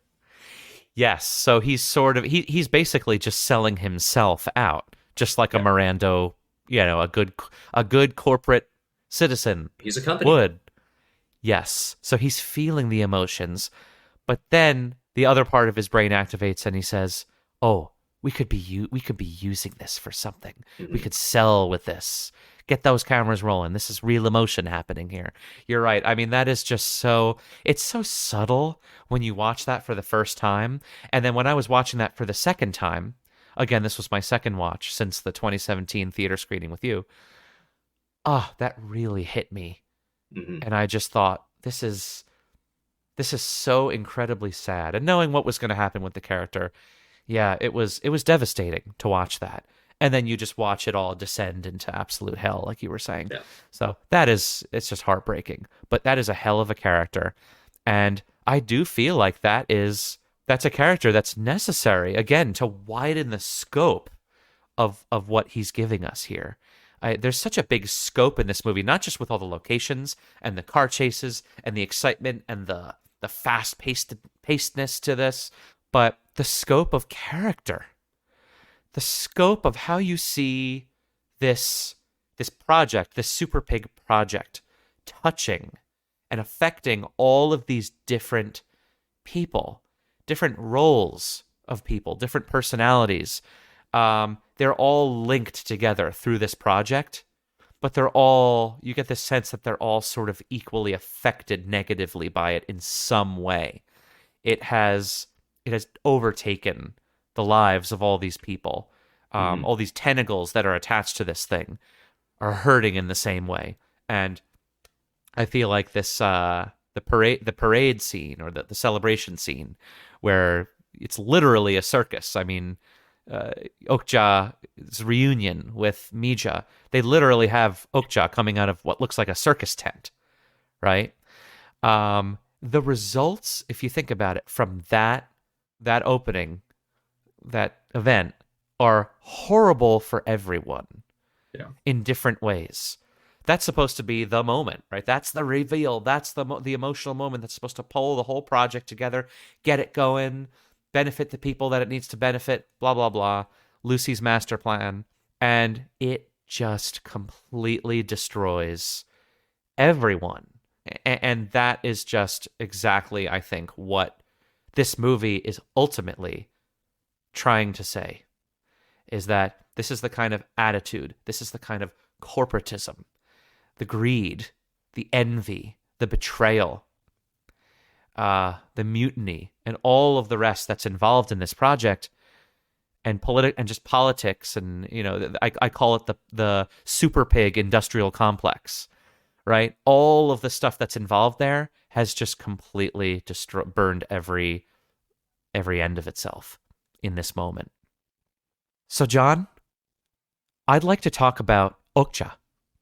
I skipped the title take today because I wanted to really talk about Okja when we got into the weeds here, talking about different characters and different themes.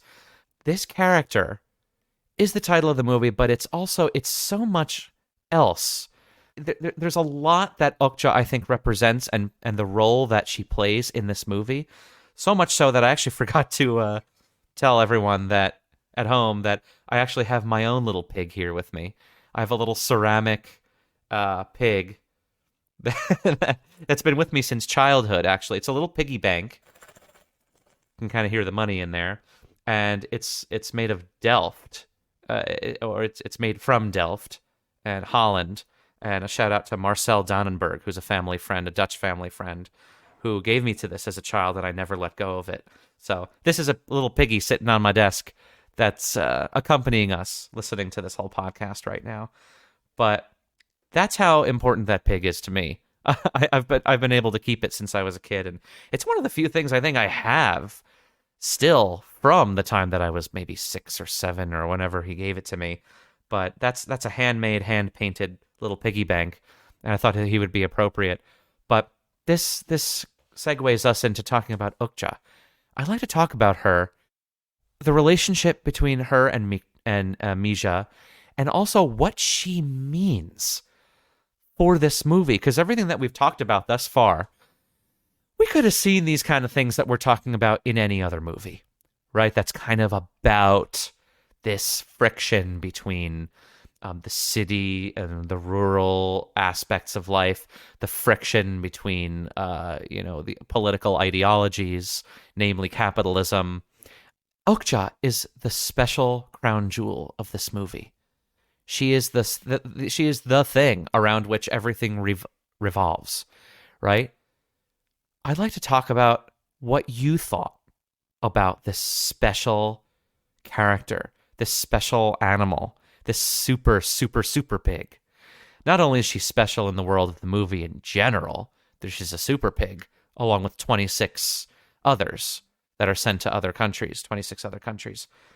But, and with the goal, by the way, of finding the best one in 10 years' time, and giving them specifically to different countries so that each culture can sort of cultivate and nurture their own super pig in the way that culture is inclined to, based on tradition or geography or whatever it is. But our Okja is the special version of the special thing that exists in this movie. Can you talk, John, about why you think that Okja is so special? Yeah, I think there's a few different ways that make Okja special, both in the film itself, but also the way that Okja was portrayed by the production. And I was watching some of the behind the scenes features from the Criterion Collection, which has a fantastic 4K version of the film. It's a film from 2017. They don't have to do that much to update it. But they really rolled out the red carpet for it, like they have with Bong's other films on the Criterion Collection, which are Parasite and Memories of Murder. But I was watching an interview with An So-hyun, the actress who plays Mija, and with some of the behind the scenes of it, they show somebody in like a special suit that they made for Okja, which is pretty scale accurate. Right. And An So-hyun was talking about how it was the same guy who played Okja through the entire film. So this guy through the shoot, throughout the shoot. this guy whose name it escapes me at the moment, Hmm. they essentially built a relationship as well as friends on the set Mm. because they were interacting every day and because he was playing Okja. So there's a human element to Okja that I think really makes it unique because it's not like they did that and kept the movements generally basic so that they had the most amount of room in post to play with. From what I saw, what you see happening in the film seems to be what this actor would do in the Okja suit. And so by portraying Okja this way, they're giving Okja a lot of personality. There's a humanity to it, there's an ethos to it. Right. It makes you empathetic to Okja. And I think that's important because in the film, to make Okja feel special, it really hinges on the dynamic and the chemistry that Okja has with Mija. Because in the way that they interact is no different than the way that I interacted with my dogs growing up, especially my golden retriever Sam. Hmm. We were best buddies, and Okja and Mija are best buddies. Yeah. And for some people, that could get into the realm of uncanny valley territory. I Right. think it works. And when you learn that Okja was created in a lab, I think there's something that also makes that special too, because Okja is ultimately the product of something really terrible that probably shouldn't exist. But Right. because Mija doesn't know about that, Mija never has to care about that. Right. With Okja being created in a lab, when we learn that later, it essentially says that Okja is this thing that shouldn't exist. There's something really horrifying about that when you think Hmm. about it. Man created this beast. It's a very Frankenstein type thing. It's very existential. And the Hmm. film barely touches on this. Right. It But just says, hey, because, genetic modification, XYZ, whatever. yeah, Right. but what the Mirando Corporation did was they created an animal that didn't exist. Hmm. And you get into a whole bevy of existential conundrums there. Yes. And yet Mija does not know this when she meets Okja. And thus it doesn't matter. Okja is special to Mija because she is her friend. Hmm. She's her buddy. And that's all she needs. Yeah. And I just everything you're saying is dead on, and just what they do.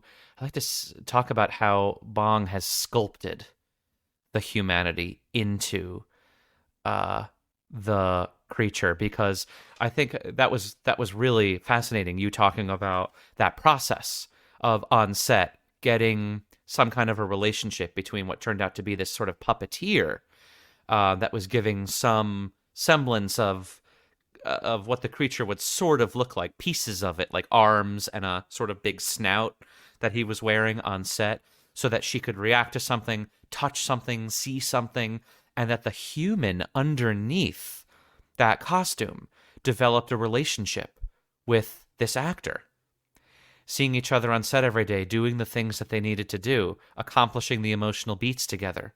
That is utterly fascinating. That's just one sense, right, in which we see this young actress succeeding in giving us a very human reaction to something that we she couldn't even see on set.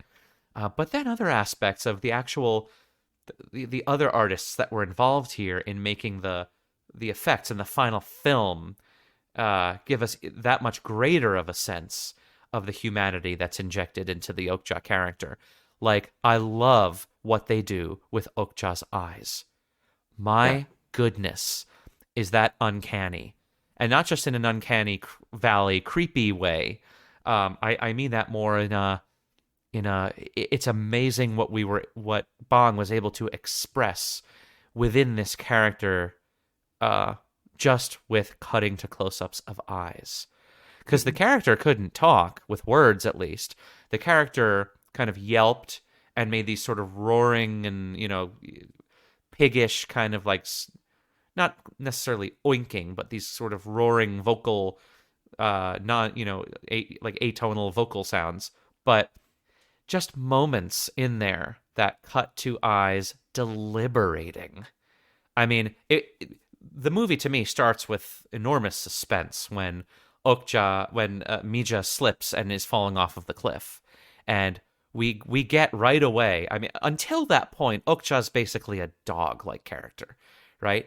But then Bong leads us into this moment where we see the horror in Okja's eyes and face and body, and Okja knows exactly what's happening and pounces onto that rope to try and save the girl. And while the girl is dangling on the rope and Okja is trying to pull her up, but she knows that she can't quite maintain her grip. Mm-hmm.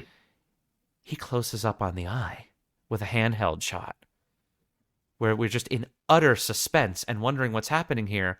The eye sort of moving about from side to side, from Mija back to other things in the environment, trying to find a solution, deliberating and finding that solution in the moment.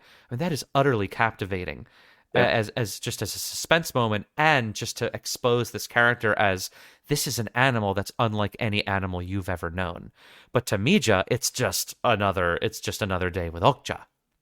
And then of course, Okja basically sacrifices herself, puts herself in the way of possible death to save the girl.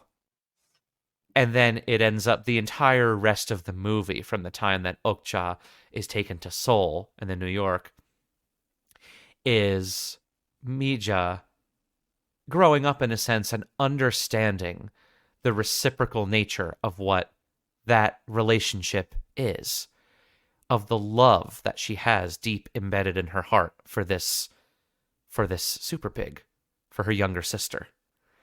And I feel like another great detail about this, when Okja falls and takes that hit for her, don't you kind of get the sense that Mija just doesn't really fully understand the gravity of the sacrifice that Okja just made for her?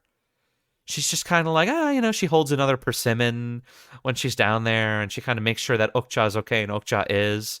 They share the hug that they share. Mm-hmm. Is one of the most striking images in the whole movie to me. Oh, yeah. It's an image that will make me cry every time I watch it. Yes, so she definitely hugs it. But you get the sense that she's still kind of a kid and she doesn't fully grasp just how much Okja loves her. Mm-hmm. And how special that is. She's so isolated, she doesn't realize that there's not another creature out there that will do that for you. For most of the other world population, they don't experience that. Maybe a dog is the closest thing, but even then, a dog is not hugging you in a way that, Totoro is hugging that girl character in My Neighbor Totoro. So there's something very special about that. And then when Mija starts to come of age throughout the film, she understands, number one, where Okja comes from, but number two, the sacrifices that we make for each other in the face of love. And that, of course, brings us somewhat toward the end, where we have this production center, as it's called by Mirando, this slaughterhouse scene, where we have this Holocaust-like imagery of these other super pigs that are basically lambs to the slaughter. And these two parents, because I think that Okja is also quite parental, very maternal to Mija, even though technically, she's younger than Mija, but that's just, we're talking about super pig years here, right? So it's different. But there's there's a parental aspect to this relationship as well.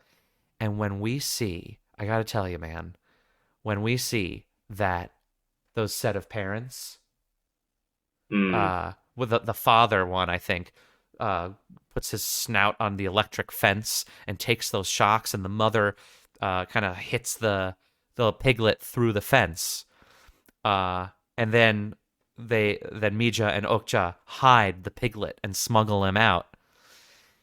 That look that Mija turns back and gives the two parent pigs is one of the most heartbreaking things I've ever seen in a movie. And all of the things that I learned about with the most cruel aspects of humanity, the Holocaust, internment camps, concentration camps, all of that came back to me at once, and yet in a new and fresh way that I had never seen it before. It gets a conversation going about AI. It gets a conversation going about just control and fascism and the pursuit of power in general. But that was just so heartbreaking. I mean, it took me back to Sophie's Choice, things like that. It was monumentally powerful for me, and an astounding moment in cinema where there are these digital creatures that have been herded into a concentration camp, basically, and they're trying to smuggle out this piglet so that it can live essentially the life that Okja is about to go back to. It's brilliant in full measure as much as it is heartbreaking. And you can't have something that's heartbreaking without a character that involves heart. And Bong Joon Ho has managed to inject a heart, a full beating heart into these creatures.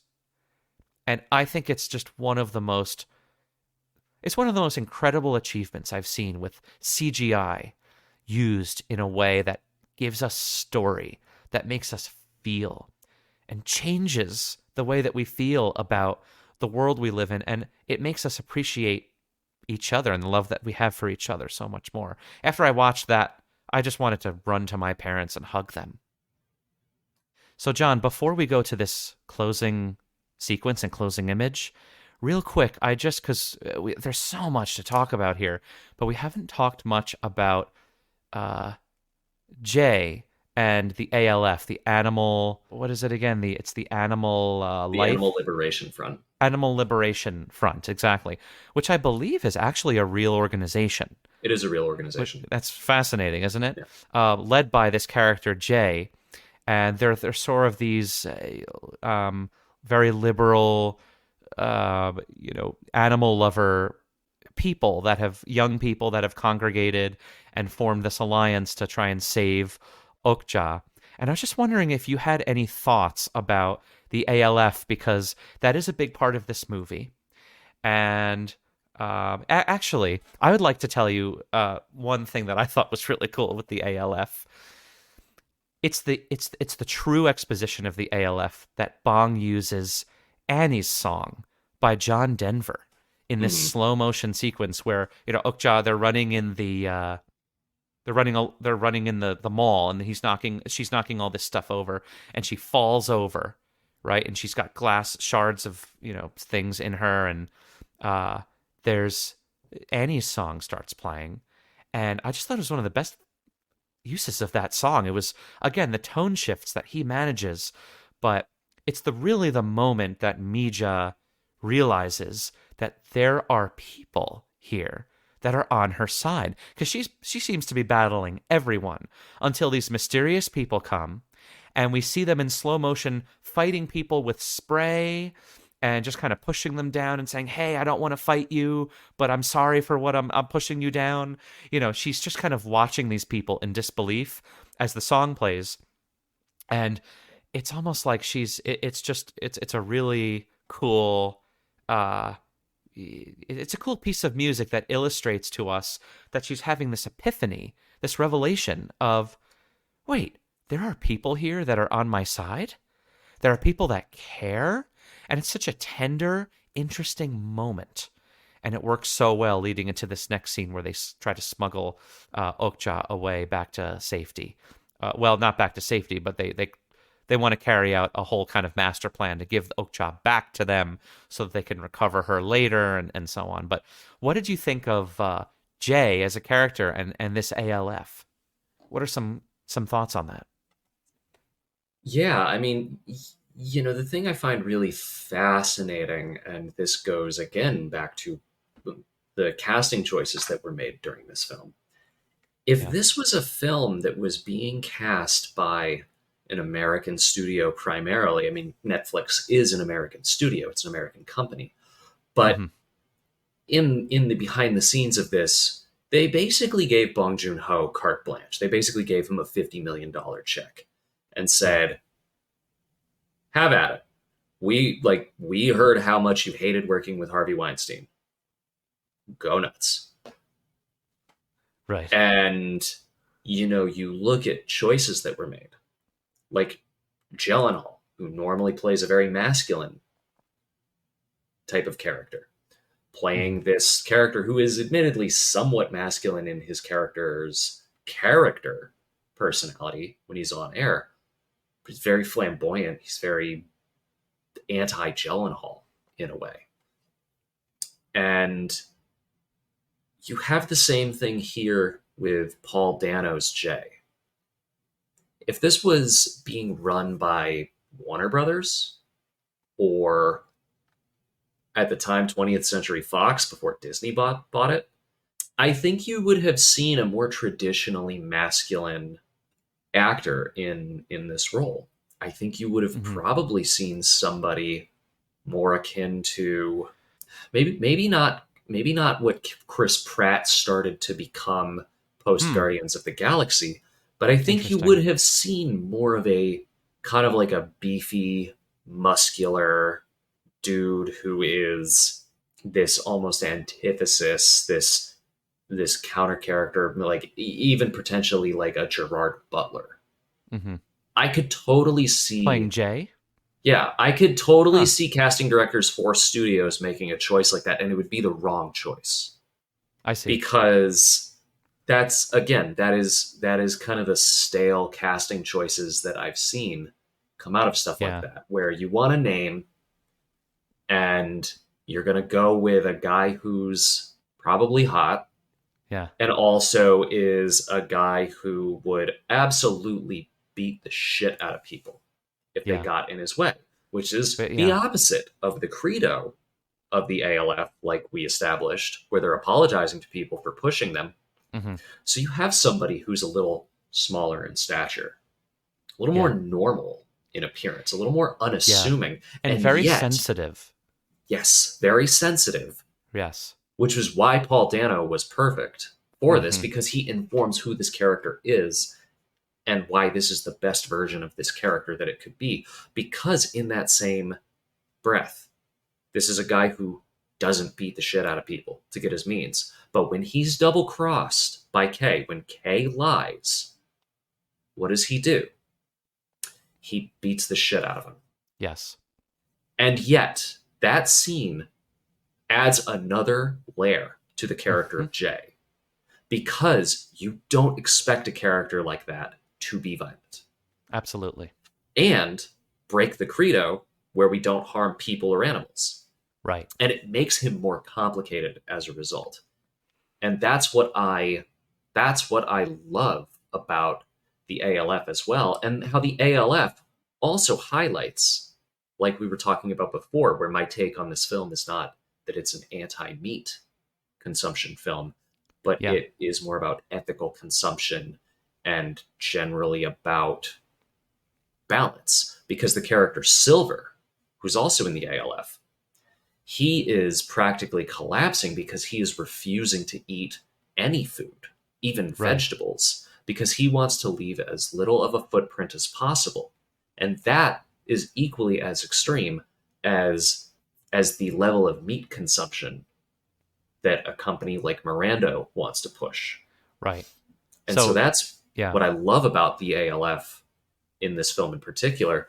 And I also just love like all the other little casting choices and decisions that Bong made as well with Silver and Blonde in particular, because there's something, and I've pointed to Silver and Blonde a couple times with people when you want to incorporate an LGBT character into a script, but it's not paramount to the story, for example. Yeah. He does a few little things. And Blonde and Silver are totally gay. They are Yes. totally partners. Right. And he only does two things. One of them is a little more obvious when the John Denver song is playing and they're rescuing Okja, where Silver opens up one of the umbrellas that he grabs just happenstance to stop the darts. Right. Because they open three umbrellas. I believe Blonde opens an umbrella, Red opens one, and Silver opens one. Blonde and Red open black umbrellas. Silver opens up a rainbow umbrella. Yes. So that's one little thing. But then the other is just the way that Blonde is holding Silver and the way he's interacting with him. His concern comes not from that of we're in this band of misfits together. Like, I care about you on a deeper level than just our compatriotism. Right. And I thought, wow, that's genius. Because you know what he's doing? He's playing them as people. It's not calling outward attention. He's just treating them like people. Yes. Like anybody else in that story. I got that sense too. Yeah. And it's brilliant. And again, it's the one of the prime examples I point to if you want to include an LGBT character in your script, but it may or may not have anything to do with the plot. You just treat him like a person. You don't treat him like an object, which I sometimes see happening in storylines where it feels very call to attention when that wasn't the intention of the filmmakers, but it starts to come off that way, like, oh, we have an LGBT element to it. Yeah, sure. And That's Bong the is distinction. Is the the intention. master. Yeah, it's the intention, and Bong is just the master of. There's no reason those two characters had to be gay, but there's no reason that they didn't have to be gay either. Yes. And instead, he just said, you know what, they're gay. Yeah. And that adds a layer to these characters, and I think that's awesome. Yeah. That he just plays them color. as people. Yeah, it's exactly. It's coloring in the movie, but it's not drawing attention to it in a way that distracts from the plot or distracts from the conflict at hand. I would just consider that very effective coloring. Yeah. And then the last character too, Red doesn't have as much screen time in the same way that Jay and Kay do. But she, in some ways, she also voices the opposition to the actions that Kay takes. When Kay lies to get Nija to agree to the mission, Red is the first one who says, well, Okja's her family. She has to consent. So that's a really interesting dynamic there, too. And casting Steven Yeun as Kay was just in general a fantastic choice because he really brings that optimism of that character and like, wow, this is exciting. I thought we were doing something cool and I just wanted to be a part of the mission. He has an optimism to this performance and he really nails the character.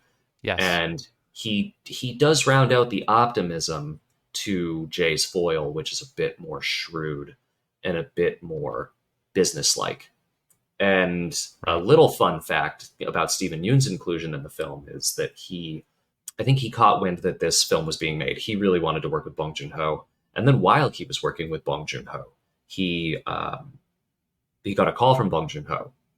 And Bong said, yeah, there's another director who's really interested in meeting you. And then that's how Steven Yeun actually got the part in one of your favorite movies, Lee Chang-dong's Burning.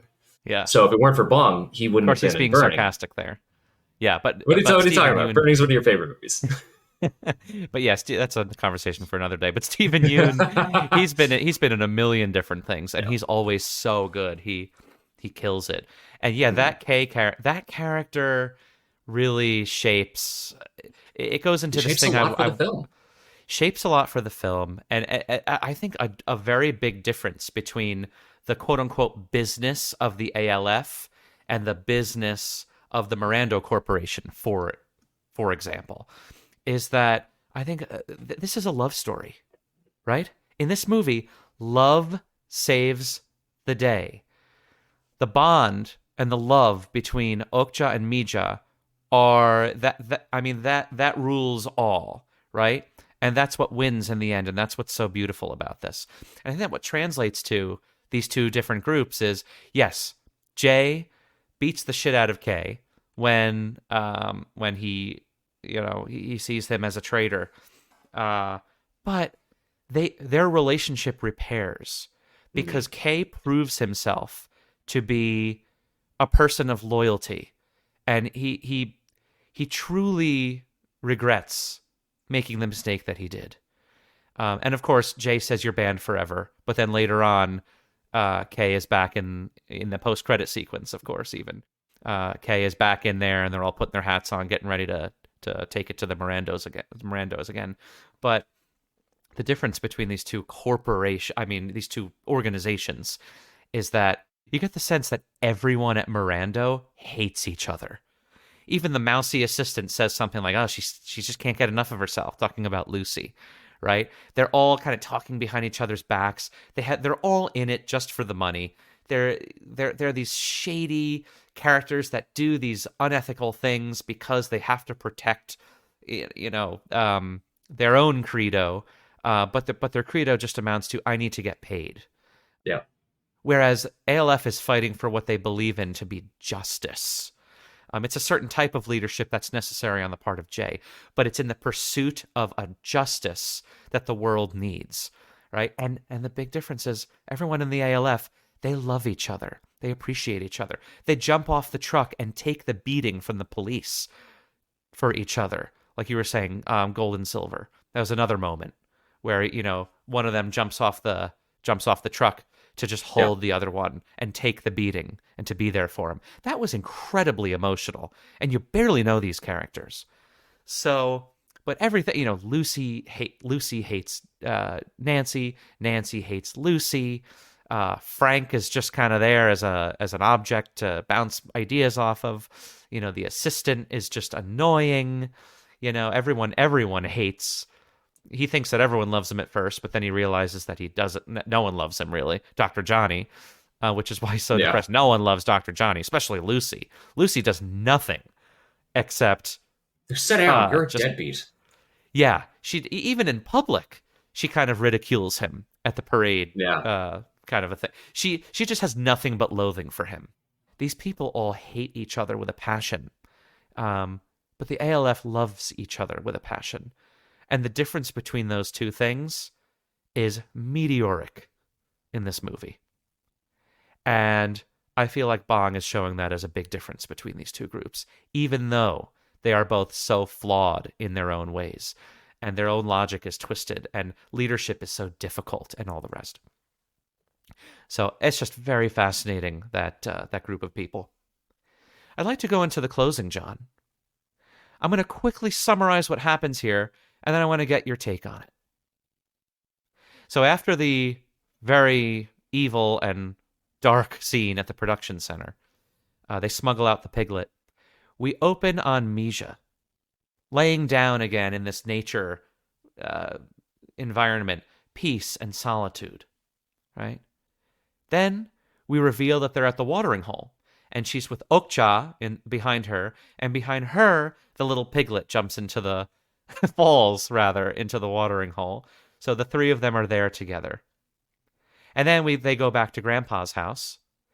And then Okja gives Mija that little hat thing, which was a clever little thing that they put. I think it's supposed to be the piglet's food for dinner, that they put it in, like a dog bowl. So that was kind of cute. And then Mija turns sideways, and Okja kind of reflects an earlier moment in the movie, or moments, where Mija whispers these little things into Okja's ear, and they have that bond. Well, now Mija turns sideways, and we see Okja gently communicating something into her ear, Okja smiles a little and then turns and goes inside. And then inside, we have this image that, our final image, which kind of mirrors the end of The Host, of this new family eating together at a dinner in this isolated location. And they're there for each other. The four of them, the piglet, Okja, Mija, and the grandfather, are eating dinner together as a family in just solitude and isolation in their home. And then, of course, the rooster cock-a-doodle-doos, which is what happened when, if you remember, when the Mirando people first arrived in that scene we were talking about earlier, the rooster cock-a-doodle-doos. And the rooster cock-a-doodle-doos hear, and Mija looks to see if there's anyone there, and then the grandpa looks to see if there's someone there, and then we cut to black. So there is this sense at the very end of that last image that their peace might be disrupted again, but they don't seem as rattled as when there were people coming before. So what do you think about this? What's the takeaway that Bong is trying to infer here for us, John, with this final sequence and then final image? It's interesting because I didn't have this take that somebody was arriving and potentially disturbing their family dinner because the rooster was appearing. I took that more as, like we touched on in the beginning, that the inference is that they had these chickens, and the chickens lay eggs that they use to cook with. Mm-hmm. And naturally, any chicken farmer, when the chicken eventually can't lay eggs anymore, or it starts to wind down in its life, they will slay the chicken and use it for meat. Mm-hmm. And I think that was the takeaway I had with that, and why it ties into my thoughts on this film being more about ethical consumption and not being so extreme, and being more thoughtful in our consumption of food, Mm-hmm. because they have gone through this whole experience, Mija and Okja. Mija has literally gone through hell and seen the horrors of the corporate world and what it does to the animal food processing industry. But yet they still have chickens. And they're doing it in a way that is not excessive. They are doing it in a way that is, in some semblance, a balance. Yeah. And that was my takeaway from that. Right. And while we don't see them consuming fish in their stew, you only see the vegetables sticking out in the pot with the way that the frame is. Mm-hmm. I think you could infer that they are probably eating a fish stew, or they will continue to eat fish stew. Mm-hmm. So that was my takeaway with that. Because again, they're also by that same pond where they got the fish. Right. When we're introduced to them after the climax. It's the same pond. And I think you Right. can infer that if it's the same pond, they're also probably getting fish from the pond, because when the little piglet jumps in, you could probably infer that the piglet jumping in is Okja teaching the piglet how to jump into the pond to get fish for Mija. Right. And it just kind of slips and makes a mistake, but that's essentially sort of what it's doing. Or it was trying to imitate what Okja was doing, something like that. Yeah, yeah. So that was my takeaway from the scene over a new person arriving. Yeah. And potentially disturbing their peaceful dinner, or if it was like, say, Park Mun-do showing up Mm-hmm. to say hi or something. I think it's a lot more about what he was trying to say about the meat consumption aspect of capitalism. Yeah. And what do you think about this fascinating little turn that he gives us? This little, not twist, but this really, really cool moment where Okja whispers something into Mija's ear. I love it. Why? It's a beautiful What does it make you moment. feel? What does it make you feel, and why do you love it? Because I do too. So there's a common saying that you don't remember what people say, but you'll remember how they make you feel. And I think that's why Bong doesn't show us what Mija says to Okja the first two times when we see it the first time, and then the second time when it's at the parade. Mm-hmm. And naturally, there is a hurdle in logistics of people being able to understand what a pig is saying to a person because not a single one of us can speak pig. So I think that was a creative choice that was made there to infer that these two have their own special language. Yeah. And only they know it, only they understand it. And it's Right. based primarily on feeling. Mm-hmm. As such, we as the audience don't need to hear specifically what they're saying. Well, I don't think that I could have put it more succinctly than that. I think that's a beautiful way to put what this beautiful moment is giving us. And it's just, those are, again, another one of those moments that are just wistful and gorgeous. And I think it also underscores the fact here that love is the thing that's worth preserving, no matter what happens in your town, in your city, in your corporation. Finding that love with others, that sense of not even necessarily community, but finding a person or a thing, or even my little piggy bank that I have over here. It has so much meaning to it. It almost feels like it's a friend of mine that's watched me grow up all of these years, as Okja has watched Mija grow up. There's this sense that you have that language. The language, in a sense, is love. That you can communicate something that transcends ordinary language with acts of love, with words that allude to the love, with actions like Okja saving Mija and then Mija saving Okja, actions that define and solidify the love that you have for someone else. And you will go to hell and back for that person if there's love in your heart, And it's one of those kind of messages. And to me, this is the reason that we watch movies. It's the reason that we make movies. The movie itself is a language that tries to communicate something to you, right? That you couldn't necessarily ascertain, at least in the same way, without experiencing it. And in a way,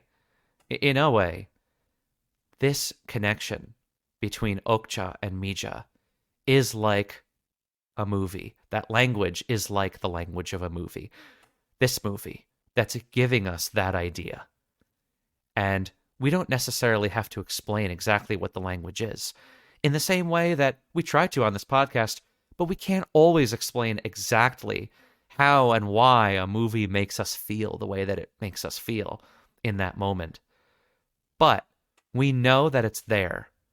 And we know that we have a certain feeling of love and appreciation for that being communicated to us in the way that these people, well, this pig and human, just know, even without being able to explain it, that they are so appreciative of one another. And after the events of the movie, only more so than they did before, if that's even possible. But I guess I could say to everyone at home, don't you even wish that you could just love something as much as this person loves this impossible creature?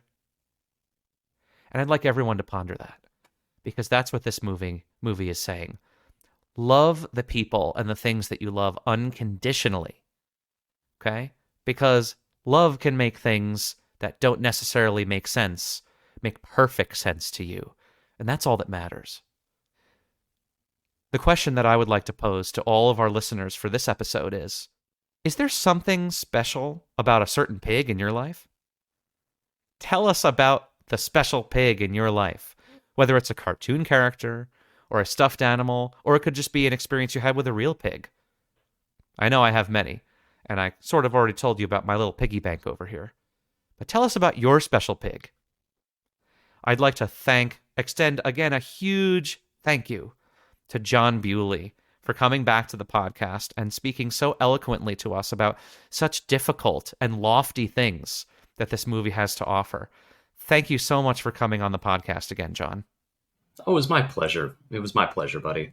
It's always good to get on here and talk about movies with you. Thank you. And that goes both ways. And I'm going to plug Jon's Instagram and website listed below. Wherever you're finding this podcast, you'll see that in the description. You will also find a link to Jon's Letterboxd account in the description. There you can find some reviews that Jon's written about films, as well as his list of favorite films. And as usual, thank you so much to you guys, the listeners, for loving movies and for taking the time to visit us and to hear what we have to say and to like, comment, and subscribe to our podcast on whatever channel you've received this on. That really helps us so much, and thank you ahead of time for that. I'll see you on the next episode.